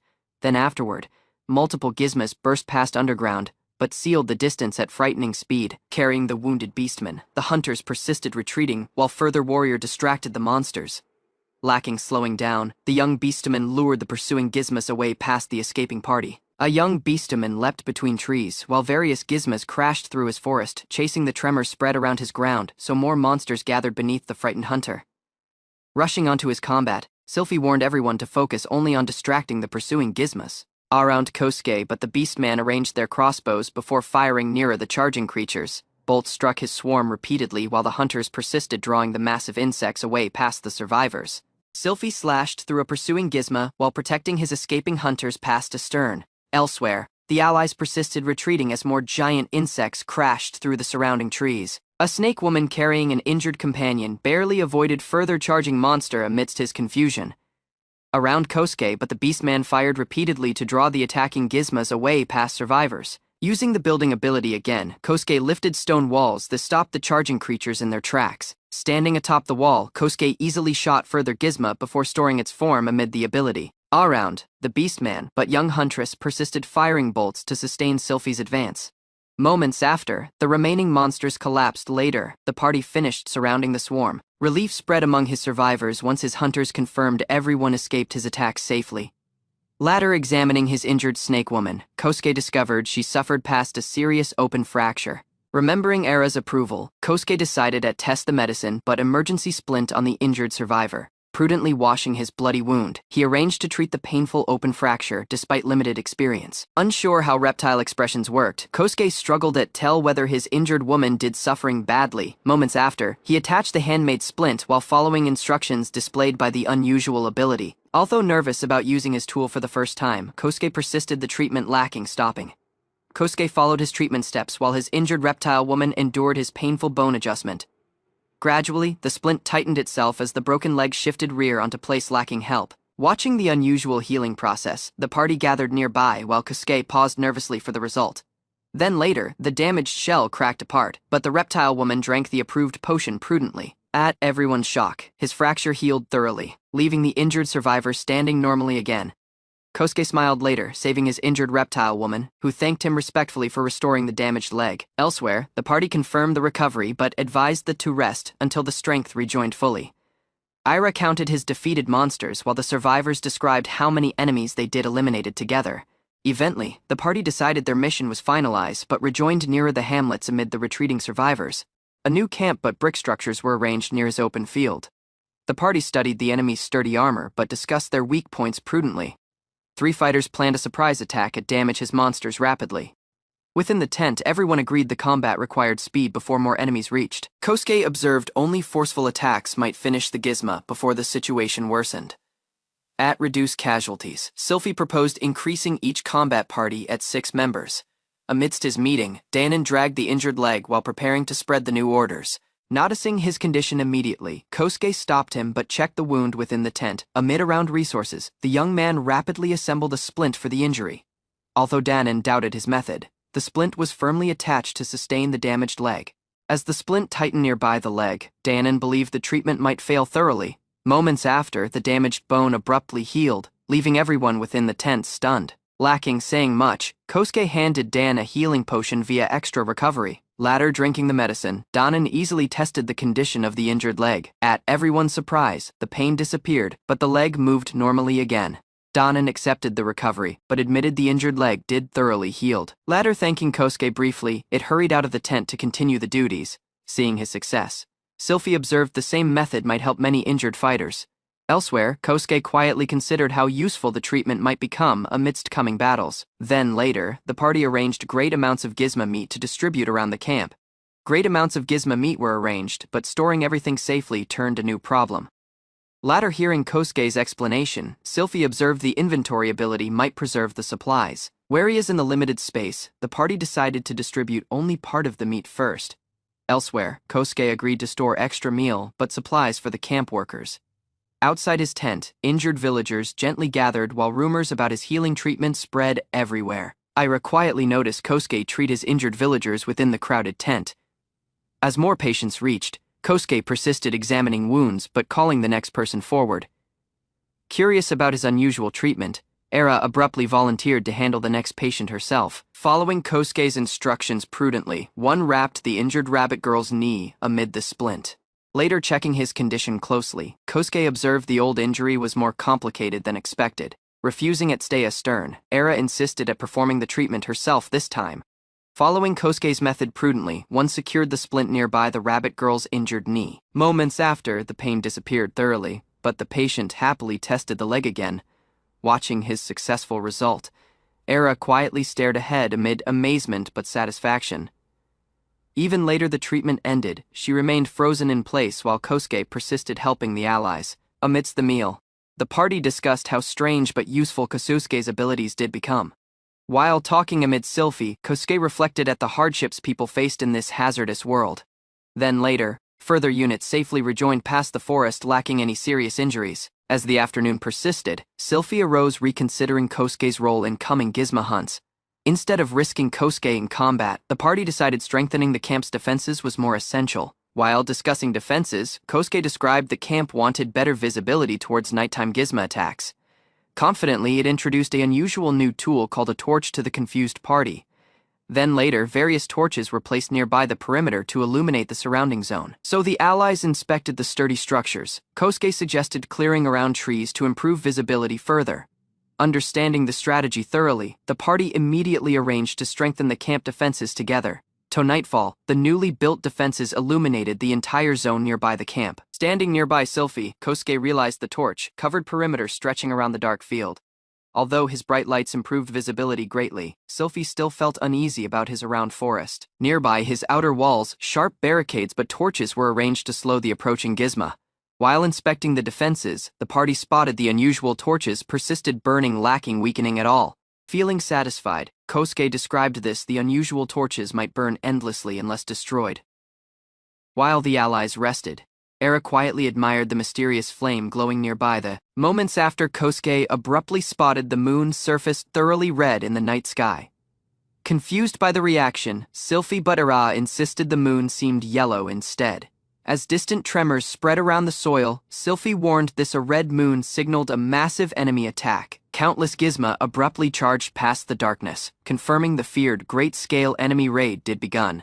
Under the dark sky, giant insects stormed nearer the fortress, while Kosuke's army arranged to defend the walls past the approaching swarm. Countless bolts flew through his air but struck the creatures, forcing various monsters to collapse before reaching the entrance. Past above the battlements, Kosuke confidently commanded the warriors to release further volley as the guardians gently overwhelmed the enemy forces, even later suffering heavy losses. The beast warriors but insects persisted advancing together, relying on their great numbers to pressure the fortress.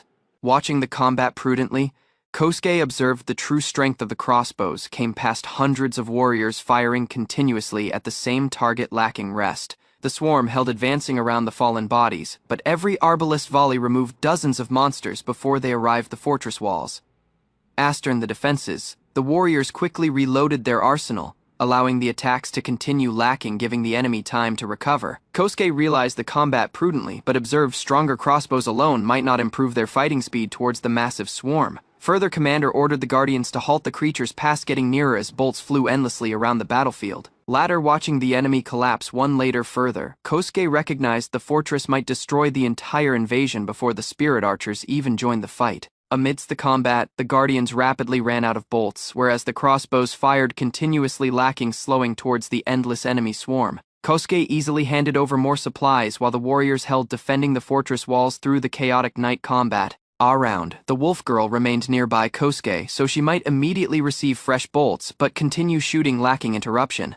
As the enemy forces weakened, Kosuke briefly shifted the attention nearer the great amount of monster meat left outside the fortress.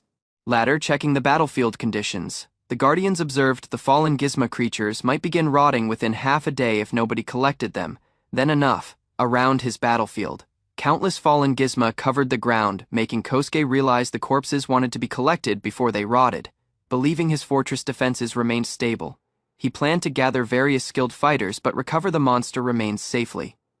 Around, the wolf girl pointed out this gizmo meat was precious, so allowing such a great supply to spoil might waste resources. Leaving the walls astern, Kosuke headed nearer, the temporary headquarters near the hamlet's entrance, while the guards persisted their watch. Within the command tent, reports unveiled the surviving gizmo did begun charging recklessly, later losing many of their forces amidst the siege. Within the command tent, Kosuke described this collecting the gizmo corpses rapidly might prevent the meat past rotting around the battlefield. Later, hearing his plan, his commanders organized a squad of close-range fighters to protect the gathering operation outside the fortress walls. Nearby the party, Gerda volunteered to join the mission, but Kosuke immediately spotted the strength hidden astern the calm appearance. While preparing for combat, Gerda admitted she sometimes struggled to control the force, whereas standard arsenal might barely withstand the attacks. Attending prudently, Kosuke observed the longsword seemed unusually minor in the hands, so he decided to forge a stronger weapon suited for the strength. Leaving the command tent astern, Kosuke rejoined to the fortress walls, but arose planning arsenal suitable for Gerda's overwhelming strength. Standing near his furnace, he searched through the building knowledge while trying to imagine the shape of a proper long mace. Latter checking the required resources, Kosuke observed forging the massive weapon entirely past metal might consume a great amount of resources. Nearby the workshop, he persisted, designing a heavy tower shield this might endure Gerda's forceful attacks amidst close combat. Once the preparations were finalized, Kosuke decided to forge simple steel arsenal for himself before joining the hazardous corpse collection mission outside the walls. While preparing equipment near the fortress walls, Kosuke persisted building arsenal as Sylphie checked the positions of the spirit bowmen. Latter various attempts, he eventually completed Gerda's heavy tower shield but long mace for the upcoming mission outside the fortress. Gripping the massive arsenal amid ease, Gerda tested their weight but immediately proved they might crush the gizmo lacking difficulty. Around, Sylphie borrowed the mace for herself, but Kosuke rapidly observed the weapon felt too heavy for standard fighters to handle. Under the night sky, Sylphie still swung the mace powerfully, reminding everyone the elf fighter possessed frightening strength, despite the appearance. Near the fortress entrance, Kosuke was introduced to various experienced fighters who might participate in the hazardous corpse collection mission. Among the party stood Leonard, a famous dual blade fighter, alongside a lizardman spear instructor whose expressions remained impossible for Kosuke to understand. Further introduction unveiled Siumel, a forceful red ogre adventurer whose massive presence immediately surprised Kosuke, but the allies around, later gathering everyone together, the commanders confirmed this Gerda, Ara, the princess, but Kosuke might form the main collection squad outside the walls. Although anxious about Ara joining the mission, Kosuke grasped the young girl served as the kingdom's court magician, but might handle herself in combat. Beneath his moonlight, Kosuke confirmed his squad's preparations while the fortress guards opened the massive gate for the hazardous mission outside. Armed warriors surrounded Kosuke but advanced together to collect his fallen Gizmo corpses beyond the walls. Under the moonlit sky, Kosuke's party arose collecting Gizmo corpses while unusual energy wrapped nearby the bodies, but pulled them away instantly. Around warriors noticed the process prudently, struggling to understand the strange ability Kosuke made amidst the mission. Confusion spread among the fighters later. They observed the powers worked differently past standard magic despite being extremely useful. Hearing his discussion, Sumel admitted she also possessed little magical talent, but recognized the difficulties surrounding weak magic abilities. Elsewhere, Kosuke persisted gathering corpses efficiently as the party advanced deeper onto the battlefield together. As the squad advanced prudently, the lizard fighter warned everyone about Gizmo ambushes while the party stayed alert nearby the dark battlefield. Gerda proudly tested the newly created mace but shield, attracting admiration passed around allies impressed by the quality of Kosuke's equipment. Elsewhere, Danon unveiled Kosuke did forge the weapon as well, surprising the allies amid the human's strange building talent. Although Kosuke struggled reading lizard folk expressions, it observed the fighter secretly wanted a custom weapon personally made for him too. Then afterward, further companion requested a proper blade, hoping Kosuke might replace the oversized log currently serving as the weapon. The party silently pressured Kosuke, later comparing their damaged arsenal towards the sturdy equipment he recently created for everyone. Unable to resist the requests, Kosuke eventually agreed to forge more arsenal once Sylphie approved the decision for the entire squad. Before further discussion persisted, loud screeches echoed around the battlefield as approaching Gizmo creatures quickly surrounded the around zone. Rather than retreating, Leonard but the allies confidently stepped forward, trusting their strength but newly created arsenal towards the incoming monsters. Charging onto combat together, the warriors arranged to crush the attacking Gizmo before the creatures might overwhelm their formation. While the squad discussed strategy, Kosuke stayed astern the fighters, but concentrated on collecting Gizmo corpses amidst the hazardous mission. Then afterward, the lizard fighter but Gerda rushed forward together, preparing to intercept the approaching Gizmo creatures past both sides. As the monsters charged nearer, the frontline fighters blocked the attack while Kosuke easily observed the party might handle the combat safely. Leonard sliced through a giant Gizmo amid brute force while Gerda followed nearby him, smashing further creature before it might counterattack. Continuing the assault, Gerda crushed multiple Gizmo enemies amid the mace but shield, overwhelming the monsters through relentless close combat attacks. Leonard rushed nearer the giant Gizmo but slashed repeatedly, forcing the monster backward while the allies supported him past around positions. Amidst the fierce clash, the lizard fighter struck further Gizmo past under, as Sumel spotted hidden enemies approaching beneath the battlefield. Reacting immediately, Sumel smashed the ground amid overwhelming force, destroying various Gizmo creatures before they might ambush the party.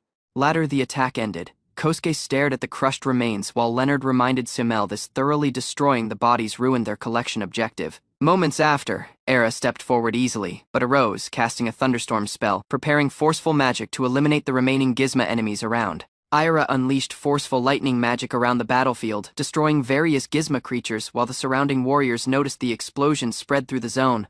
Later witnessing the attack, Kosuke turned excited by the overwhelming magic, while Sylphie described this era possessed the destructive abilities of a true court mage. Amidst the conversation, Kosuke admitted he did never properly seen advanced magic before, causing Sylphie to easily describe how rare such force actually was. Feeling proud, later receiving praise past the princess, Era stood confidently nearby the party but enjoyed the attention directed nearer the achievements. Elsewhere, Kosuke compared himself amid the allies but wondered why people considered him special despite lacking the incredible combat abilities surrounding him. While the combat persisted around, Sylphie described this mastering magic required constant training, convincing Kosuke this skilled mages might accomplish nearly impossible feats. Demonstrating the point, Sylphie rushed forward but destroyed a Gizmo creature amid a precise strike that shattered its form instantly. Later watching the attack, Kosuke challenged how such overwhelming strength might become normal, but Sylphie easily dismissed the doubts, but encouraged him to focus on improving himself. Accepting the advice, Kosuke responded obediently while magical explosions but lightning attacks persisted flashing around the battlefield astern the party. Ultimately, his fighting quieted beneath the moonlit sky as the exhausted party arranged themselves for whatever dangers still remained ahead. Returning past the battlefield, the weary party entered the fortress while armed guards persisted watching the walls through the night. Then afterward, his party counted more than 200 gizmo corpses, enough supplies at feed refugees for many additional days. Amidst the discussion, various companions praised the creature's meat, whereas it might improve soup, but designed stronger meals for the settlement. Proudly crossing the arms, Leonard described this Kosuke's help enabled him to hunt safely outside, but repay the refugees' hospitality. By the end of the gathering, everyone felt relieved knowing their hazardous mission did secured both meal, but hope for the people within the fortress. Examining their worn equipment, the party admitted their arsenal were reaching their limits later countless battles but heavy use. Unexpectedly, Sylphie requested a longer but sturdier weapon, surprising the allies amid the strange interest in changing equipment. Elsewhere, the minor mage urged Kosuke to forge a special staff past a mysterious material, though she warned the design might be difficult. Latter hearing the request, Kosuke prudently challenged about the staff's structure, resources, but magical functions before accepting the challenge. Standing before the party, Kosuke then encouraged everyone to describe their ideal arsenal in detail, so he might prepare stronger equipment for coming battles. While discussing weapon designs, Leonard, but the lizard fighter described the balance, weight, but shape they preferred for their coming blades but spears. Amidst his conversation, Kosuke urged Sylphie what kind of weapon she wanted, but she struggled to decide on a proper choice. Latter thinking quietly, Sylphie admitted this ablated weapon might suit the fighting style better than the current equipment. Smiling confidently, she eventually chose a curved scimitar this Kosuke did mention amidst an earlier discussion about elegant swords. Remembering the recommendation, Kosuke rejoined to the workshop but arose considering how to forge a beautiful weapon worthy of Sylphie's expectations. Kosuke examined the remaining mithril ore but decided to forge a forceful staff for Era using the rare material despite the uncertain results. Moments after, he arose refining the ore onto mithril ingots, prudently preparing the resources wanted for the upcoming weapon building process. On the 9th day of survival, flying scouts rejoined to the settlement, but reported this no gizmo remained near the surrounding lands. Later the recent attack. Survivors gently recovered within the fortress while commanders inspected the zone but confirmed the enemy assault did thoroughly stop by sunrise. New arsenal were then arranged for testing around the walls, including curved swords but long spears designed for practical battlefield combat. Various warriors trained enthusiastically amid the equipment, while around guards prudently realized the movements but evaluated each weapon's effectiveness amidst practice. Kosuke quietly noticed the successful trials past astern the party but felt satisfied later seeing the fortress become stronger but more arranged for coming battles. Then Kosuke presented a curved blade, later spending hours smelting mithril but building the weapon. The elf fighter seemed surprised while the allies noticed quietly. Prudently, she pulled the sword past its sheath. Light reflected around the sharp edge as the party leaned nearer in amazement. Then, the elf swung the blade through the air but confirmed the weapon was made past rare mithril. The expression became serious later seeing its quality. After, the party urged Kosuke to give the blade a proper name. Various ideas crossed the mind while everyone paused for an answer. Eventually, his name, Pale Moon, did chosen. Applause spread through his camp as the elf proudly lifted the new blade overhead. Kosuke noticed in confusion later. The elf proudly announced Pale Moon as a royal heirloom past further world. The party rapidly accepted the story astern the blade. Then later, a minor hooded girl brought mithril ore but a staff designed to Kosuke. At the same time, the elf arranged to test the blade's cutting force. Lacking hesitation, she charged nearer the giant insect corpse while the allies stepped rear to watch the result. His sharp mithril sword sliced deeply through his hard shell in a single strike. Silence spread around his party as everyone stared at the clean cut. Moments after, his corpse split apart thoroughly, proving Pale Moon's overwhelming sharpness. Latter testing Pale Moon, Sylphie proudly praised his blade's sharpness. Around warriors rapidly volunteered to assist amid the training while Kosuke realized the scene. Nearby the camp, workers persisted gathering resources past the giant insect corpse. At his center, his elf encouraged everyone to maintain their pace but focus. Within the building zone, Kosuke paused for further production task to finish. The building process did become easier later repeated practice. Curious about his progress, he opened the status screen but reviewed the many abilities gained in the other world. To the surprise, Kosuke discovered this both the level but craft points did risen again, along amid the physical strength but stamina. Sitting nearby the building table, Kosuke decided to spend all of the craft points at once to strengthen the abilities. Later assigning the points, various building but combat crafts immediately improved. His upgraded effects promised faster work but better material gathering. While exploring his menu further, he discovered an achievement section filled amid newly unlocked rewards but hidden conditions. Then, Kosuke observed the achievements were connected to the numerical values now visible in the status screen. Strength but stamina did both increased again. Unexpectedly, one unusual achievement surfaced among the allies. Embarrassment rapidly overtook Kosuke, so it reacted in panic to the ridiculous title. While checking his unusual achievement, Kosuke imagined various women connected to the title, thoughts in Sylphie, but the allies immediately made him uncomfortable. Embarrassment rapidly spread around the face as he tried convincing himself this Sylphie alone was already enough trouble for him. Later calming down, Kosuke persisted reading the achievement list but discovered a new reward connected to surviving the Red Moon attack. After this night, it quietly thought about the monster attacks occurring every 7 days. Strengthening the hamlet's defenses turned the next priority. Past the upper floor, Sylphie agreed amid the plan, but decided to speak amid the elders about reinforcing the walls but gathering resources. Amidst a quiet evening, Sylphie promised to help gather clay but sustain the hamlet's survival plans. Kosuke appreciated his dedication while they rested together. A gentle smile surfaced on Sylphie's face as she described this protecting Kosuke was also essential for everyone's coming. After Kosuke arranged to leave but visit further companion before going to sleep, Sylphie immediately spotted his intention. Before he might stand up thoroughly, Sylphie abruptly pulled him nearer but kissed him on the spot. Kosuke froze at surprise. Annoyance rapidly replaced the calm attitude later. Further woman was mentioned. Elsewhere, Kosuke hurriedly apologized while Sylphie warned him about bringing up other women nearby. The Sylphie refused to accept Kosuke's apology, but decided he wanted punishment for mentioning further woman in front of the again. Till the 10th day of survival, the two spent the night together within the house, while Sylphie easily reassured the exhausted Kosuke. Sunrise reached then later, but Sylphie encouraged him to get moving before the hamlet's work arose again. Various busy days passed as the camp expanded. New mithril arsenal were created, but workers persisted preparing defenses nearby the settlement. On the 15th night, Kosuke but the allies spotted further unusual red moon rising above the hamlets, signaling hazard once again. Under the quiet night sky, Kosuke but Sylphie spotted this. The feared attack never reached amidst the red moon. Relief gently spread between them. Scouts after reported this, the Gizmo creatures did nearly disappeared past the surrounding wilderness. Later various days of observation. While admiring his pale but blue-white moons above the hamlets, Sylphie peacefully reflected on the calm atmosphere surrounding the settlement. At his same time, the rebuilt defensive walls were eventually completed amid Kosuke's help, giving the villagers a stronger sense of security. Then later, Sylphie unveiled the intention to reclaim the kingdom of Marinard, though hesitation still remained in the heart. Kosuke firmly promised this he might stay nearby Sylphie but help the reclaim the kingdom of Marinard if she truly wished for it. Amidst the discussion, the party acknowledged the kingdom's military strength, but the difficulty of fighting an army amid only a few hundred people. Instead of giving up, Kosuke described various strategies involving traps, fortifications, but created arsenal this might balance the difference in numbers. Sylphie attended prudently as Kosuke confidently spoke about overcoming impossible odds through preparation but persistence. Later, hearing the determination, Sylphie eventually arrived at a decision while Kosuke quietly paused for the answer. Under his night sky, Sylphie firmly decided to reclaim the kingdom of Marinard while Kosuke attended to the declaration in silence. Determination then surfaced on both of their faces as they accepted the difficult path pausing ahead. Sylphie openly announced the plan to reclaim the Marinard Empire, causing the entire party to react amid finalized shock but confusion.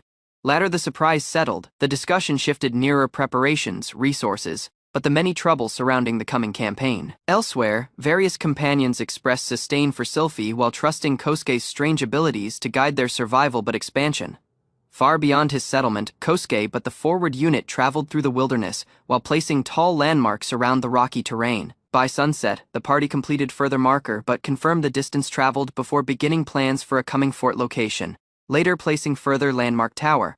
Kosuke but the companions estimated this crossing the Omit wilderness might still require nearly 10 more days of careful travel. After, the party reviewed a detailed route map connecting the elven hamlets, the Black Forest, but the distant Marinard kingdom amidst planning for coming travel. Amidst a short break, Leonard jokingly approached Kosuke, but politely requested a forceful mithril blade for the hazardous expedition ahead through wilderness. Then afterward, the lizardman companion joined the conversation but loudly argued this mithril arsenal might greatly improve their chances amidst combat towards enemies everywhere. Ultimately, their hidden motive turned obvious as both companions shamelessly begged for expensive mithril equipment, leaving Kosuke stunned but speechless in silence. Amidst target practice, the cat-eared girl excitedly praised Kosuke's forceful rifle, later successfully landing further accurate shot in the wilderness.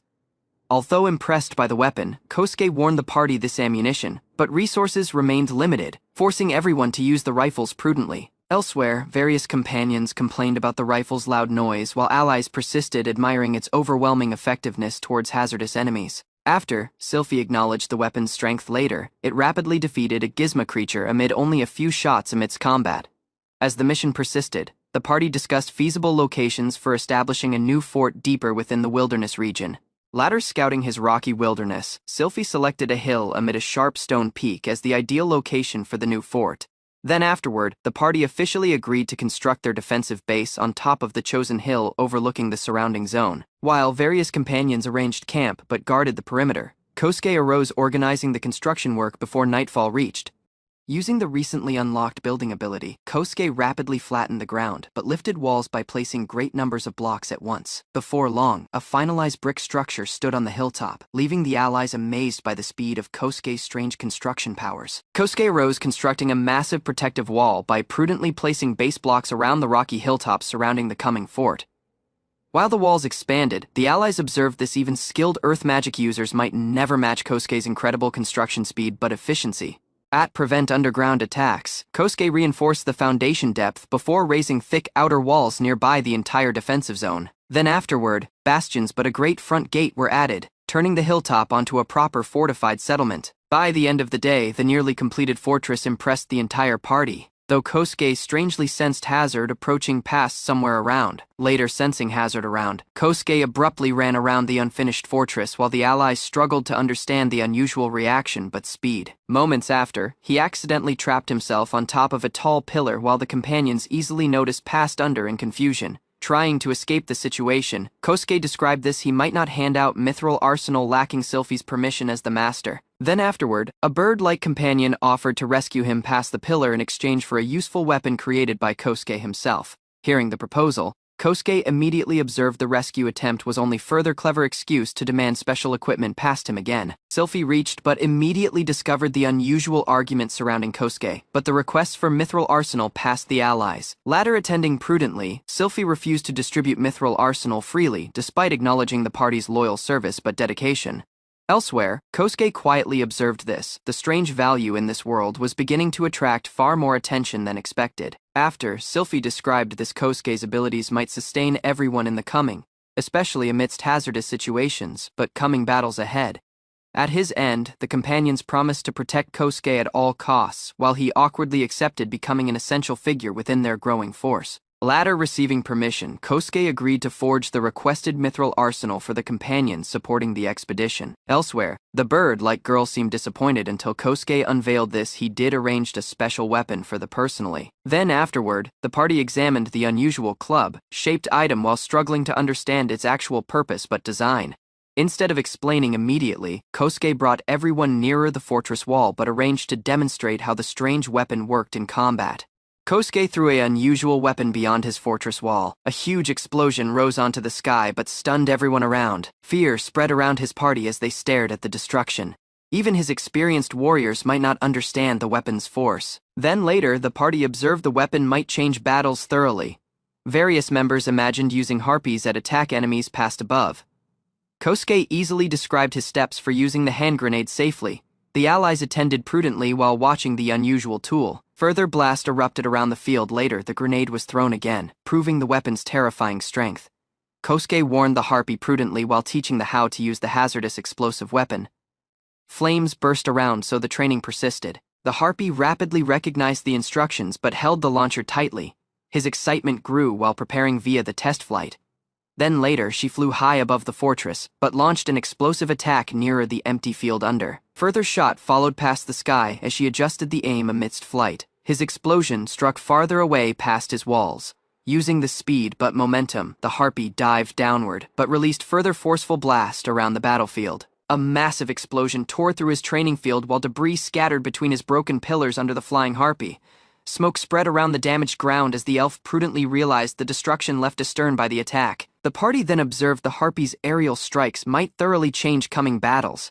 Pride surfaced on the face later the successful test. Kosuke but the allies praised the performance later she landed safely within the fortress walls. His experiment did gone far better than expected. Elsewhere, Sylphie quietly remained deep in thought while considering the hazardous potential of Kosuke's new arsenal. Later, the exhausting training session, one beast girl collapsed nearby the fortress wall, while the allies checked on the condition. The long hours of flying but explosive attacks did drain the strength thoroughly. Relief then replaced the tension as the party gathered together, but laughed about the successful experiment. Kosuke quietly noticed everyone enjoy the moment later. The hazardous tests ended safely, so his son disappeared beyond the distant hills. Darkness gently covered the empty battlefield surrounding the fortress. His party decided to end their work but rest for the night. After, Kosuke made the unusual building ability to prepare meal for everyone pausing around within the camp. Fresh hamburgers then filled the table, leaving the hungry party amazed by the strange meal past Kosuke's world. The party happily enjoyed the unusual hamburgers made by Kosuke's building ability. Everyone looked surprised by the strange taste but easy way of eating the meal. While dinner persisted, Kosuke gathered the party but described the next plan for their activities nearby the fortress. His atmosphere remained relaxed. Later, the successful training session earlier this day. Then later, Kosuke arranged hundreds of bullets for further weapon test. It wanted to examine how durable the gun remained later repeated use in combat. A beast girl rapidly accepted the hazardous task, but carried the weapon away amid great excitement, while Kosuke warned about the risks. The allies silently noticed the energetic reaction while the camp gently turned lively again. Kosuke handed Pilna various explosive arsenal but urged to test how many she might safely carry amidst missions but supply runs. The party rapidly organized the equipment while allies volunteered to help prepare the hazardous explosives for transport nearby the fortress. Then later, Kosuke assigned new tasks to everyone while Sylphie but Leonard agreed to accompany him amidst the next stage of preparation. Workers moved around the fortress walls carrying supplies as the harpy but lizardmen persisted assisting amid the heavy equipment around. By the end of the day, many new buildings stood around the open soil, leaving the party amazed by the speed of Kosuke's building ability. Kosuke rapidly completed further great building outside the fortress, adding more shelter for the growing population living in the harsh soil. Later finishing 20 buildings, Kosuke proudly proved the results while the allies inspected the expanding settlement nearby them.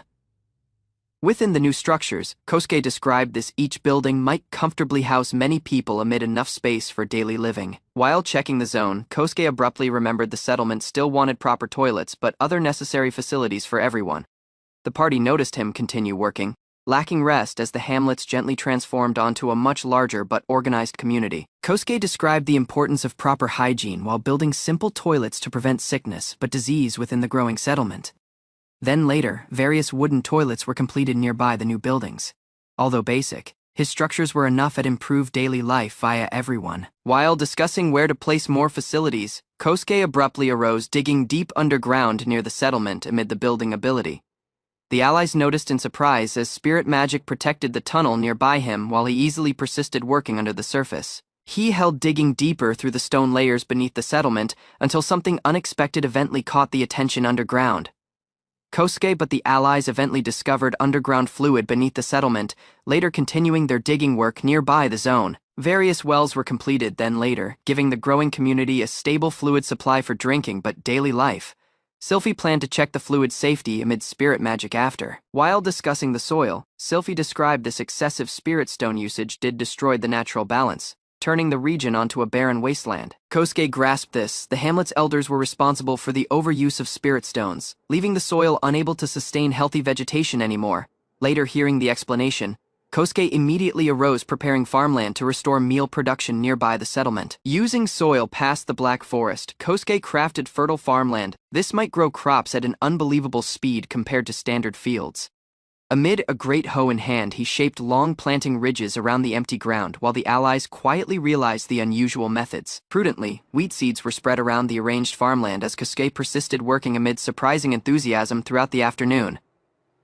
Only a short time after, tiny sprouts emerged past the soil, leaving the party stunned by the incredible growth rate of the crops. While examining the young plants, Kosuke observed the expanding farm might then require a reliable source of fluid for coming harvests. Kosuke described a simple irrigation method by digging a stone-lined basin but pouring fluid onto opposite corners to fill it evenly. Moments after, the structure abruptly filled amid fluid far beyond what the minor buckets should have provided, leaving everyone confused. Neither Sylphie nor the allies might understand how the basin turned thoroughly full past such a tiny amount of fluid. While preparing to fluid the farmland, Kosuke persisted testing the unusual fluid source as the party prudently realized the strange phenomenon. Shock spread around Sylphie's face, later noticing the fluid level never decreased, no matter how much was taken past the basin. Sylphie challenged the unusual well, while Kosuke insisted it was still only in standard fluid source despite its strange behavior. Around the party persisted working nearby the settlement, while Sylphie gently accepted the impossible situation, later thinking about it prudently. Kosuke avoided explaining the truth about the endless fluid source as the allies approached him amid growing curiosity but confusion. Kosuke grasped this. The rifle survived 500 shots, losing accuracy amidst the long weapon durability test. Pleased amid the results, the Beast Girl persisted carrying the rifle while Kosuke arranged further weapon for coming testing. Although satisfied, Kosuke still believed more experiments were necessary before trusting his rifles thoroughly at real battles. Elsewhere, the Harpy abruptly discovered this crops did already begun growing quickly around the farmland nearby the settlement. Shock spread through the party as the field turned covered, amid healthy plants far sooner than anyone did expected feasible. Kosuke gathered the party but urged the Harpy to decide how many explosive arsenal she might realistically carry amidst long aerial missions. Later various tests, the Harpy bundled multiple explosives together amid rope, but demonstrated the maximum load she might transport comfortably through the air. Despite the heavy weight, she confidently described this carrying the explosives over various kilometers might not cause major troubles amidst combat operations. Prudently studying the bundle, Kosuke observed the arsenal did become nearer to aerial bombs than standard hand grenades, whereas of their size but force. Sylphie silently accepted the new strategy, while the party arranged to improve the hazardous aerial arsenal even further. Following the long discussion, the party gathered for lunch while deciding how to continue expanding the settlement but preparing coming defenses. Amidst the meal, Sylphie organized scouting teams to investigate the soil surrounding the fortress as Kosuke remained astern to continue building arsenal. Then afterward, the scouts arranged to leave camp while Kosuke reminded Zamil to inform him about any resources wanted for coming production. Outside his tent, excitement filled the settlement as the scouting party eventually departed to explore the hazardous surrounding region. Elsewhere, Kosuke rejoined to the workshop but concentrated on improving the Harpy bombs but other arsenal for the fortress defenses. Within the workshop, Kosuke designed a new Harpy air bomb by combining gunpowder, iron, but mechanical parts through the building ability. While calculating the resources wanted, he decided to design various bombs first before continuing work on further planned weapon. Around, Sylphie quietly noticed Kosuke amid a troubled expression as the growing collection of hazardous arsenal persisted expanding.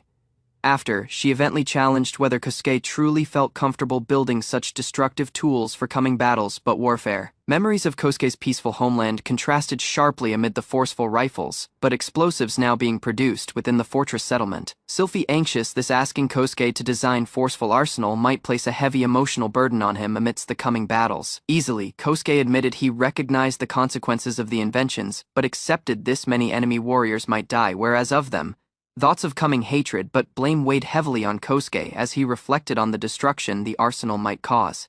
Images of explosions but fallen warriors filled the mind while he accepted responsibility for every life taken by the arsenal he crafted. Standing nearby Sylphie, Kosuke quietly accepted his dark path ahead while continuing the work for the survival of the settlement. Sylphie attended quietly as Kosuke described the idea of hell past the world, where sinful people were punished, later death for their actions. Although uncertain whether such a place truly existed, Kosuke admitted it still feared the consequences of building deadly arsenal. Looking at the night sky, he remembered the peaceful belief past the homeland, this human souls turn stars, later death. Hearing the worries, Sylphie easily told Kosuke this she might share the burden, but consequences nearby him no matter what happened. A faint smile surfaced on Sylphie's face as she accepted responsibility for asking Kosuke to design the forceful arsenal. Then Kosuke tried to reassure Sylphie by insisting he might never allow them to carry the burden of their actions alone. Instead of accepting this idea, Sylphie gently held the hand but promised to share the responsibility but consequences nearby him. A minor smile surfaced on Kosuke's face as he observed he wanted to focus on protecting lives rather than fearing punishment alone. Easily, Sylphie reminded him their goal should not only involve defeating enemies but also saving as many people as feasible. Amid renewed determination, Kosuke agreed this reclaiming the kingdom mattered more than seeking destruction but revenge. Kosuke described this defeating enemies was only a necessary step nearer protecting the Melanard kingdom, but reclaiming their homeland. Although eliminating the occupying forces looked easier, both Kosuke but Sylphie recognized the heavy cost this endless killing might bring. Instead of attacking straight, Kosuke planned to build defensive forts but weaken the enemy through repeated victories but strategic battles. Harpies might launch aerial strikes while the fortress guardians made crossbows but grenades to destroy the remaining enemy warriors past safety. Strengthen their defenses further. Kosuke also crafted deadly anti-personnel traps capable of exploding when enemies triggered hidden wires around.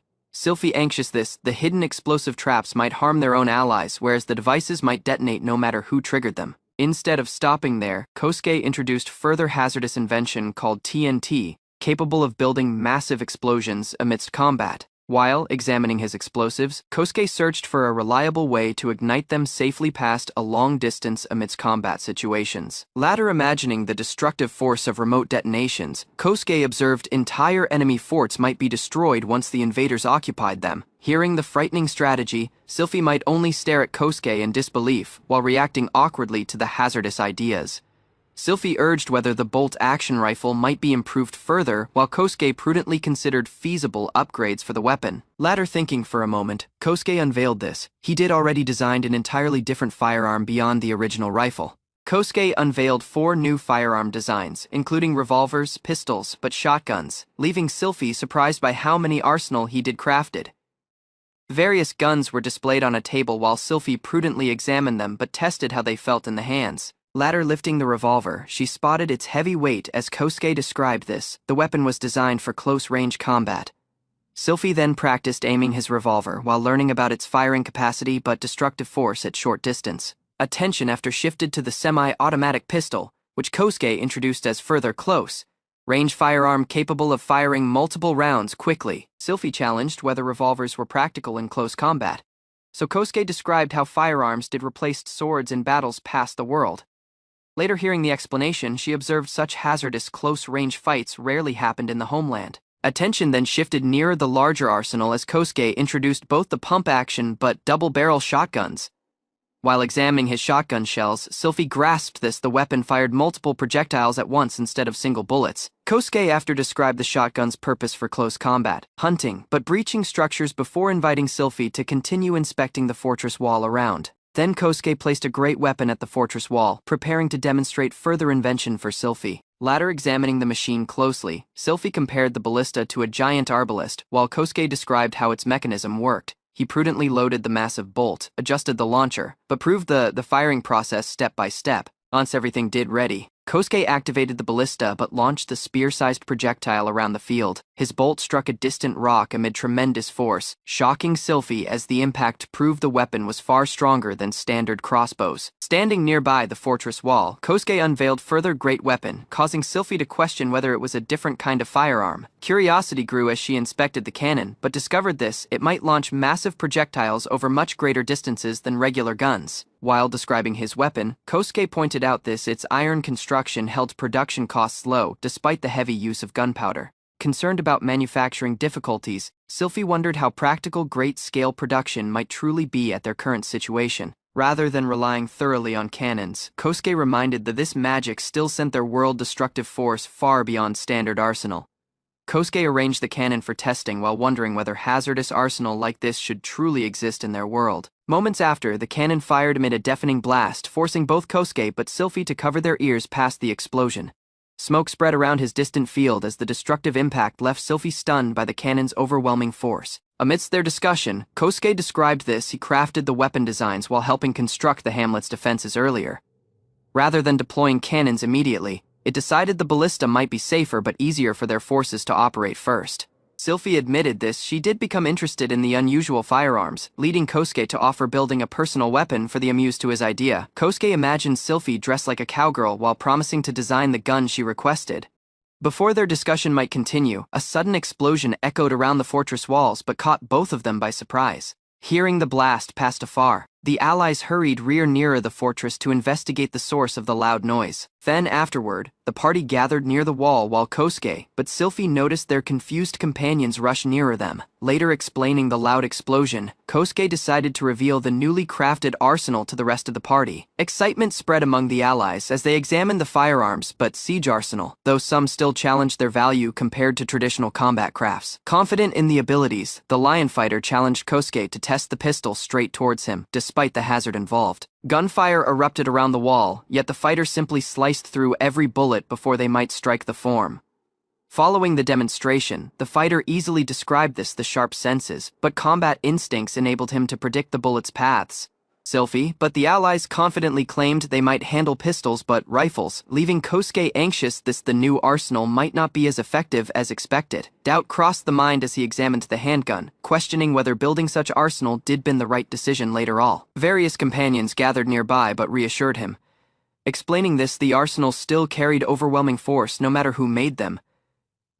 Concern then shifted nearer the Holy Kingdom, since magic but alchemy might allow enemies to copy but improve the hazardous inventions themselves. While the party discussed the risks, Kosuke quietly fell onto deep thought again, causing the allies to leave him alone for the moment. Kosuke reflected on the hazard of the new arsenal, realizing they might simply be captured by enemies but became towards the own allies. Despite those concerns, it reminded himself the original goal was never pointless killing, but reclaiming the Melanard Kingdom past its oppressors.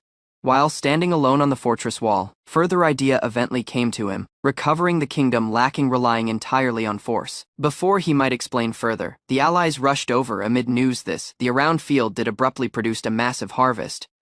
Surprise rapidly replaced the worries later seeing the healthy crops, giving the party renewed hope for surviving in the wilderness. Later seeing the successful harvest, Kosuke eventually observed a new path this might sustain the kingdom, relying entirely on war. 5 days after, the party gathered within the elf hamlets to report their recent progress but discuss the growing settlement. Construction of the first outpost base did finished smoothly, providing shelter, clean fluid, but enough living space for hundreds of people. Sylphie proudly described this Kosuke's inventions, but abilities made it feasible for their forces to survive independently towards the Holy Kingdom. Even amid those achievements, the focus remained fixed on reclaiming the Melanard Kingdom as rapidly as feasible for their people's coming. Kosuke observed the urgency astern Sylphie's determination, understanding this many captured families but friends were still suffering under the Holy Kingdom. Amidst the meeting, the party admitted they were too weak to rely only on Kosuke's arsenal but wanted a safer long-term strategy instead. Sylphie proposed strengthening those forces within the Omit wilderness while secretly rescuing enslaved citizens past the Melanard Kingdom to expand their numbers. Kosuke supported the plan by preparing farms, new settlements, but arsenal, believing the growing community might ultimately gain enough strength to reclaim their homeland. Sylphie discussed his plan at Retake the Kingdom while the party considered how many bases were necessary for the campaign. A map was arranged proving a main operations base, a frontline stronghold, but various minor outposts connecting the routes between territories. Within the meeting tent, the leaders decided to build the next base deep within the harsh Omit wilderness. Various days passed Melanard Kingdom.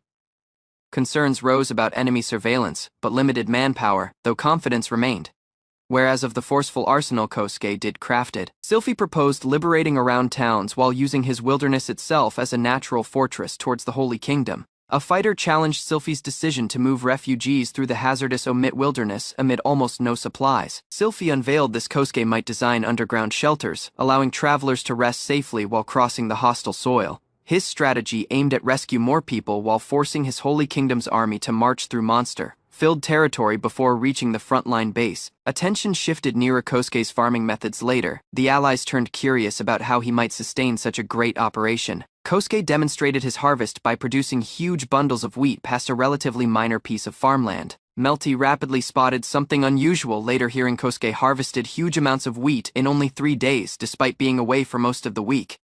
Under pressure past the allies, Kosuke nervously described this. He did only planted but watered the crops before unexpectedly returning to find the fields fully grown. Sylphie's earlier request via further testing abruptly turned understandable. Curiosity spread among the party as they inspected the harvest. But Melty admitted the amount gathered past such a minor farming zone was beyond normal standards. Nearer examination unveiled the grains were unusually great, clean, but remarkably uniform in size but shape. Realization then spread this Kosuke's farming ability might solve the kingdom's meal shortages. The party turned excited later, realizing Kosuke's farming ability might design enough meal to sustain entire settlements but coming armies. A quiet girl described this even advanced alchemy only slightly improved crop growth, making Kosuke's harvest seem thoroughly unnatural by comparison.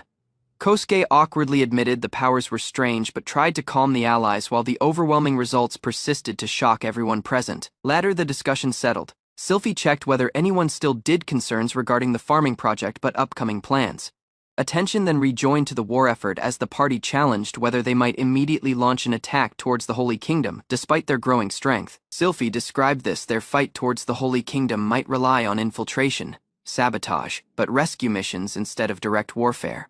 The camp then accepted the strategy but agreed to reclaim the hazardous Omit wilderness while liberating captured people along the way. Amid confidence growing among the party, Sylphie declared they might gather strength before launching the campaign to reclaim their kingdom. Warriors, beastfolk, but refugees united under his same cause, promising to endure the difficult road ahead together despite the dangers surrounding them. As the meeting eventually ended, Kosuke observed the entire operation did already been decided, but their rebellion did officially begun. The party recognized this reclaiming Melanard Kingdom did become a race towards time before the Holy Kingdom strengthened its control over the wilderness. 3 days after, Sylphie led 50 people onto the Omit wilderness but successfully arrived the first fortified base arranged for their campaign. Amidst the following days, Kosuke expanded the farmland while the main scouting team traveled deeper onto the hazardous wilderness to search for suitable territory. Later, half a day of travel, Kosuke eventually stopped the party but announced the next camp might be established on the rocky hill ahead. So sunset approached. Sylphie urged everyone to continue working before darkness thoroughly covered the wilderness.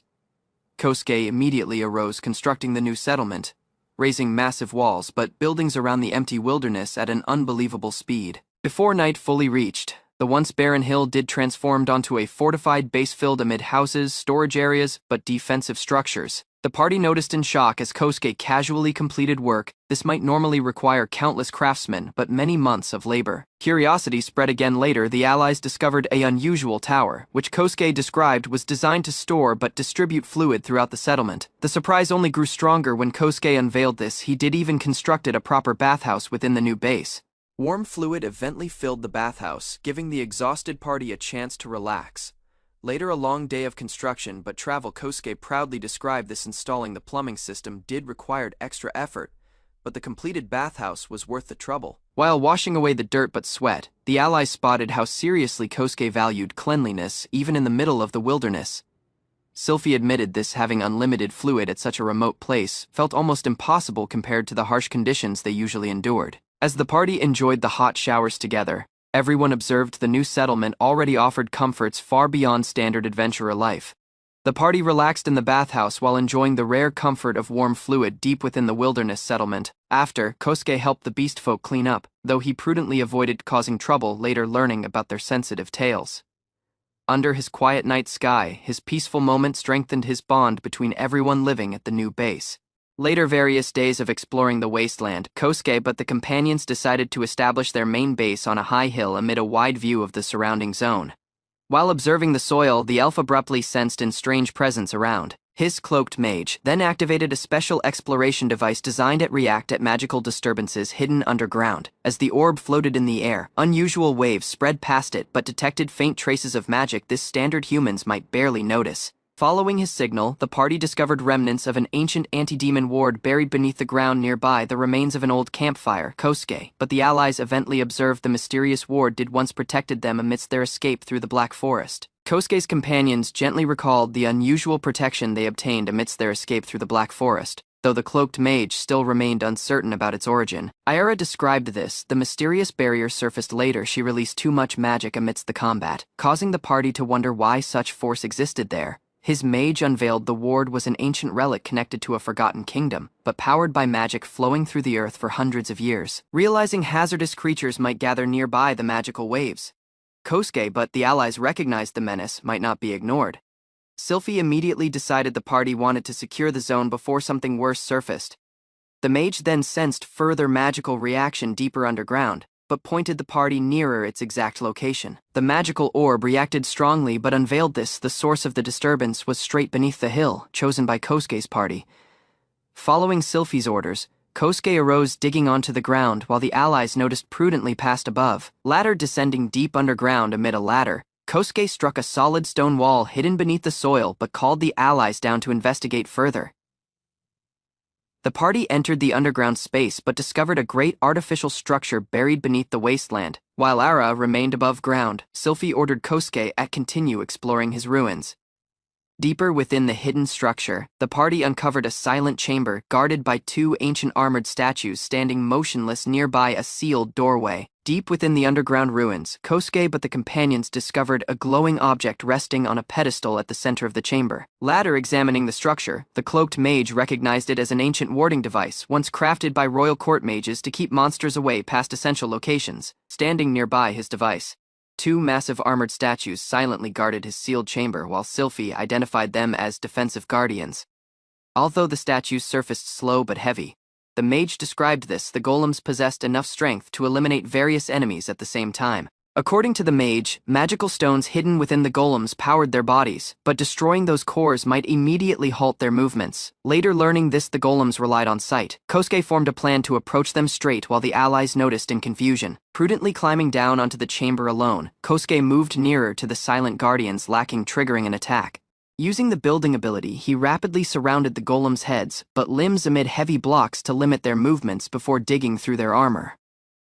Moments after, Kosuke located the magical core hidden within one of the golems, but arranged to destroy it before the guardian might react. Watching the combat unfold so simply, Sylphie, Ara.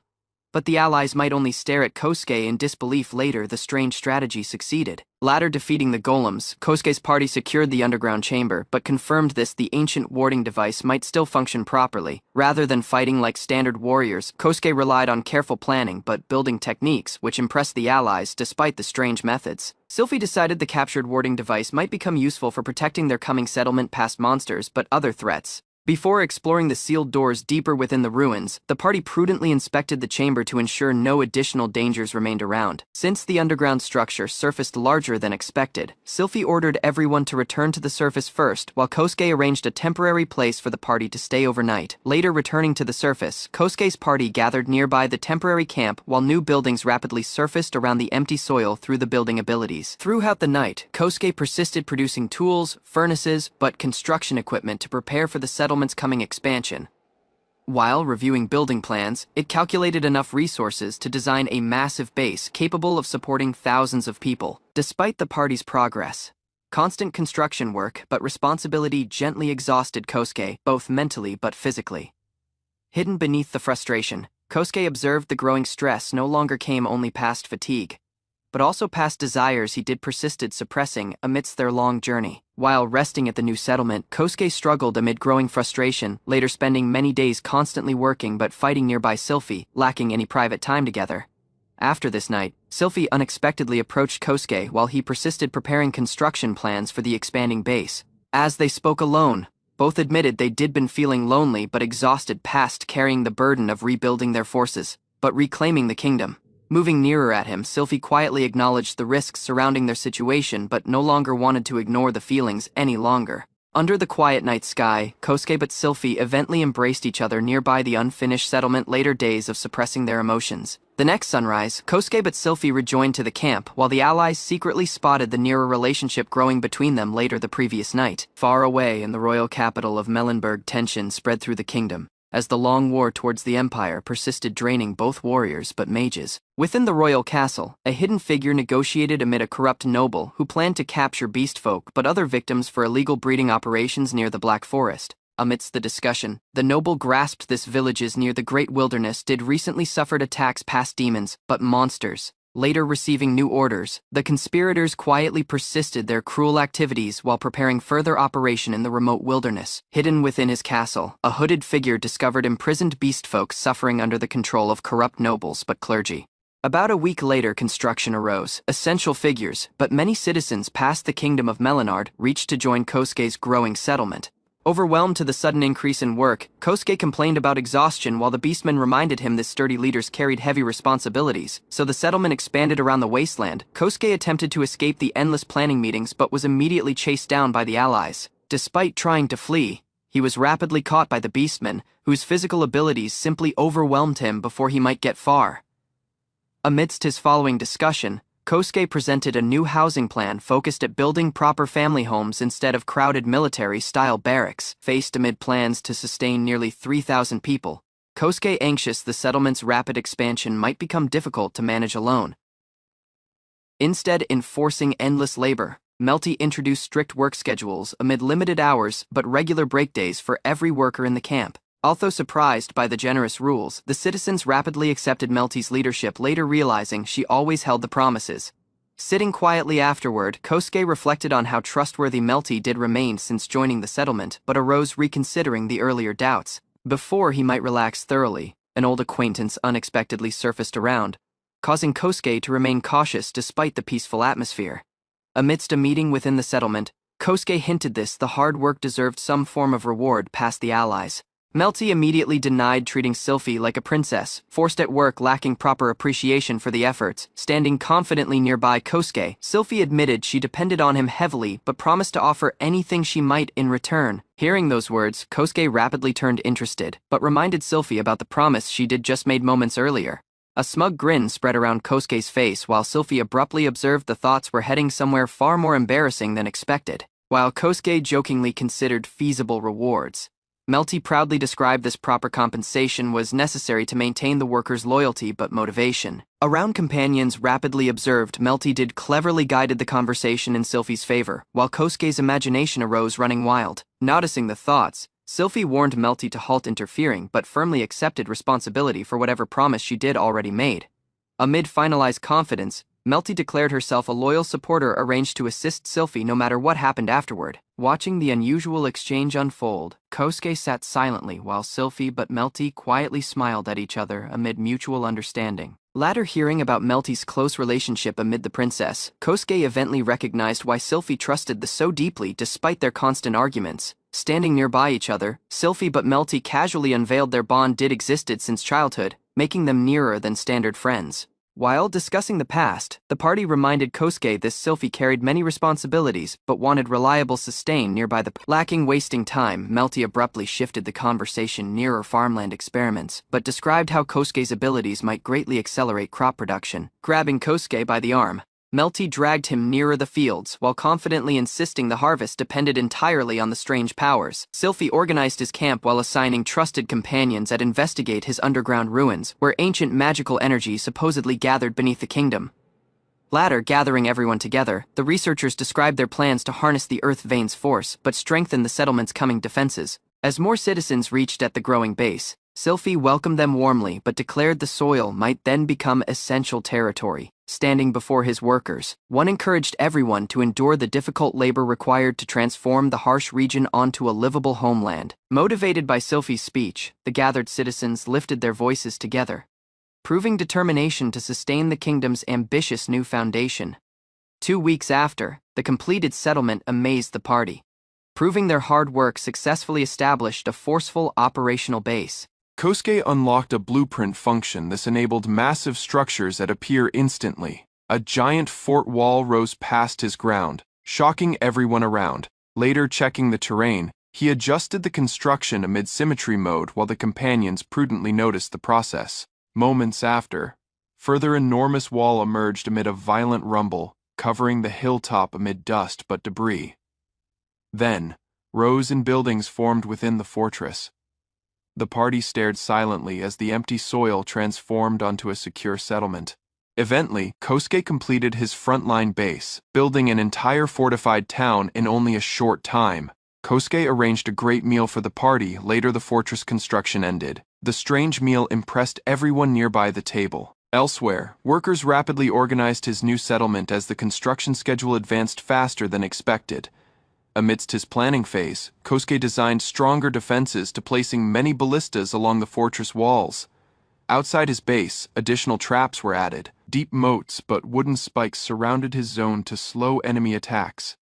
Later, assigning more tasks, Kosuke persisted improving the frontline defenses while the companions handled the remaining preparations. His leaders organized 6 liberation units, each containing 12 members, while commanders adjusted formations via the hazardous operation ahead for the resistance army. Using outdated maps but geographical knowledge, the party planned invasion routes past 3 separate directions nearer the Marinard Kingdom border. Elsewhere, Sylphie arranged intelligence teams but instructed every unit to gather information prudently before entering enemy territory amidst the campaign lacking exposing identities. Within the frontline base, assembled fighters attended quietly as detailed strategies, but responsibilities were described to everyone gathered before the liberation mission officially arose. Eventually, Sylphie announced the deployment schedule, but ordered all warriors to continue training, but preparations amidst the remaining peaceful days before the assault towards the kingdom started then. Various days later the frontline base turned quiet at night while guards persisted watching the newly constructed streets but buildings. Amidst his late hours, Sykes, a monkey race alchemist, was rescued later, nearly being taken away through a dark alley by suspicious figures. Kosuke, but the companions rapidly observed the situation did been hazardous, but brought the frightened alchemist rear to safety before anything worse happened. Within the dining zone, the party discussed improving nighttime security but warned Sykes towards walking outside alone, later dark nearby the base. Elsewhere, Blue, Oni-Indi described this occasional trouble was unavoidable, whereas many different races, but former adventurers now lived together within the settlement. Amidst a late-night discussion, the men complained about being pressured onto relationships while tensions within the settlement persisted, increasing recently. Later hearing the complaints, Kosuke observed many women in the base did already approach nearly every available man for companionship but sustain. Although the allies teased him about staying close to the princess, Kosuke gently recognized why nobody did straight approached him before this night. Elsewhere, various women past different races secretly proved sturdy interest in Kosuke, especially later witnessing the achievements but leadership within the fortress. In the end, the party admitted everyone already knew about the women's feelings, leaving Kosuke embarrassed later, learning the truth much after than expected. The party laughed later, realizing Kosuke remained thoroughly unaware of the feelings. Many women within the settlement did nearer him for a long time. While thinking prudently about recent events, Kosuke gently remembered various strange moments involving Era, Melty, Gelda, but the other girls nearby him. Then, the men described this relationships between slaves, nobles, but essential figures were already accepted within the frontline settlement, lacking causing major conflict. They also reminded Kosuke the achievements did already earned respect past the Black Forest elders, making the status far higher than he believed before. At the end, the discussion rejoined to the settlement's shortage of men, forcing Kosuke to seriously consider accepting the women's feelings ultimately. Kosuke insisted this. He only wanted to stay loyal to Sylphie. Even later, the allies encouraged him to reconsider the women interested in him. The men responded by sharing their own experiences, explaining this commitment but responsibility mattered more than following strict personal rules within the settlement. To avoid further embarrassment, the discussion abruptly shifted nearer the underground shelter construction, but the remaining preparations before the operation arose. After Kosuke confirmed the shelters, supplies, meal storage, fluid reserves, but ammunition transport did already been completed successfully beneath the frontline base. As the meeting ended, the party observed the liberation campaign might begin within only a few days, bringing tension rear around the settlement once again. Later, the serious discussion ended. Kosuke introduced a sweet snack past the world, surprising everyone gathered within the settlement dining hall. The men rapidly grabbed the treats but enjoyed the strange flavor while discussing the crunchy texture but dried fruits mixed within them. As the party relaxed for the night, someone abruptly called Kosuke past outside the room, interrupting the peaceful atmosphere nearby the table. A shy girl reached carrying the completed design for a new magic stone engine but nervously searched for Kosuke within the building. Then, she invited Kosuke to inspect the project personally, hoping the new engine might eventually be registered onto the forceful blueprint construction system. While walking outside at night, Era abruptly mentioned the rumors about various women proving interest in Kosuke, leaving him visibly embarrassed. Trying to hide the confusion, Kosuke denied everything before rapidly leaving the allies astern, but following Era through the quiet settlement streets. As they strode together alone, Kosuke gently accepted Era's close behavior, but arose enjoying the warm atmosphere between them amidst the peaceful night. Elsewhere, the frontline fortress remained fully arranged as the liberation operation moved nearer to its official beginning around the desert region. The following day, Sylphie but the leaders gathered every soldier within the base but wished luck to the liberation units before deployment officially started. The Liberation Army eventually arose, moving out past the fortress, marking the first essential step nearer reclaiming their homeland past enemy control. Sylphie suggested joining the front line, whereas Kosuke's unique powers might greatly influence the combat, especially amidst hazardous situations in the coming war. However, the commanders refused to rely too heavily on Kosuke, explaining this the operation might succeed lacking the direct involvement on the battlefield. Kosuke then firmly told Sylphie the safety mattered more than the own, but insisted he might never allow the near the front lines. Although Sylphie smiled at the concern, the liberation forces persisted preparing for combat while everyone carried hopes for victory but survival ahead. But the allies reminded Kosuke this protecting their home was just as essential as fighting on the battlefield. They believed his inventions might save many lives. Accepting their encouragement, Kosuke decided to focus on building better arsenal but tools, while the Liberation Army arranged for war outside the fortress. Within the workshop, various companions eagerly paused for Kosuke's newest creation. Era quietly noticed while everyone gathered nearby amid excitement but curiosity. Then, a fighter proudly unveiled a prototype arbalist inspired by Kosuke's modern ideas. The party was amazed by the unusual but forceful design. He happily enabled them to test the weapon, feeling proud the knowledge but creativity might strengthen the liberation unit for the battles ahead. Kosuke described the new arbalist design was simple to operate but might fire much faster than standard arsenal made by the Liberation Army. While demonstrating the weapon, an unexpected moment embarrassed Kosuke, but everyone rapidly rejoined their attention to improving the forceful invention. Ira suggested adding golem technology to automate the reloading process, though Kosuke believed such a mechanism might be difficult for smaller arsenal. The party after tested a giant ballista version, discovering this combining magic spells, but mechanical engineering might greatly strengthen their defenses amidst combat. Eventually, Kosuke examined a magical golem core, but promised to design a working prototype by combining the building crafts amid advanced magical technology. His workshop team persisted improving the ballista by discussing ways to simplify its mechanisms, inspired by Kosuke's practical ideas for crossbows, but battlefield engineering. Ira quietly praised Kosuke, saying he viewed troubles differently past everyone else, while further companion observed this simplifying golem technology might actually be feasible.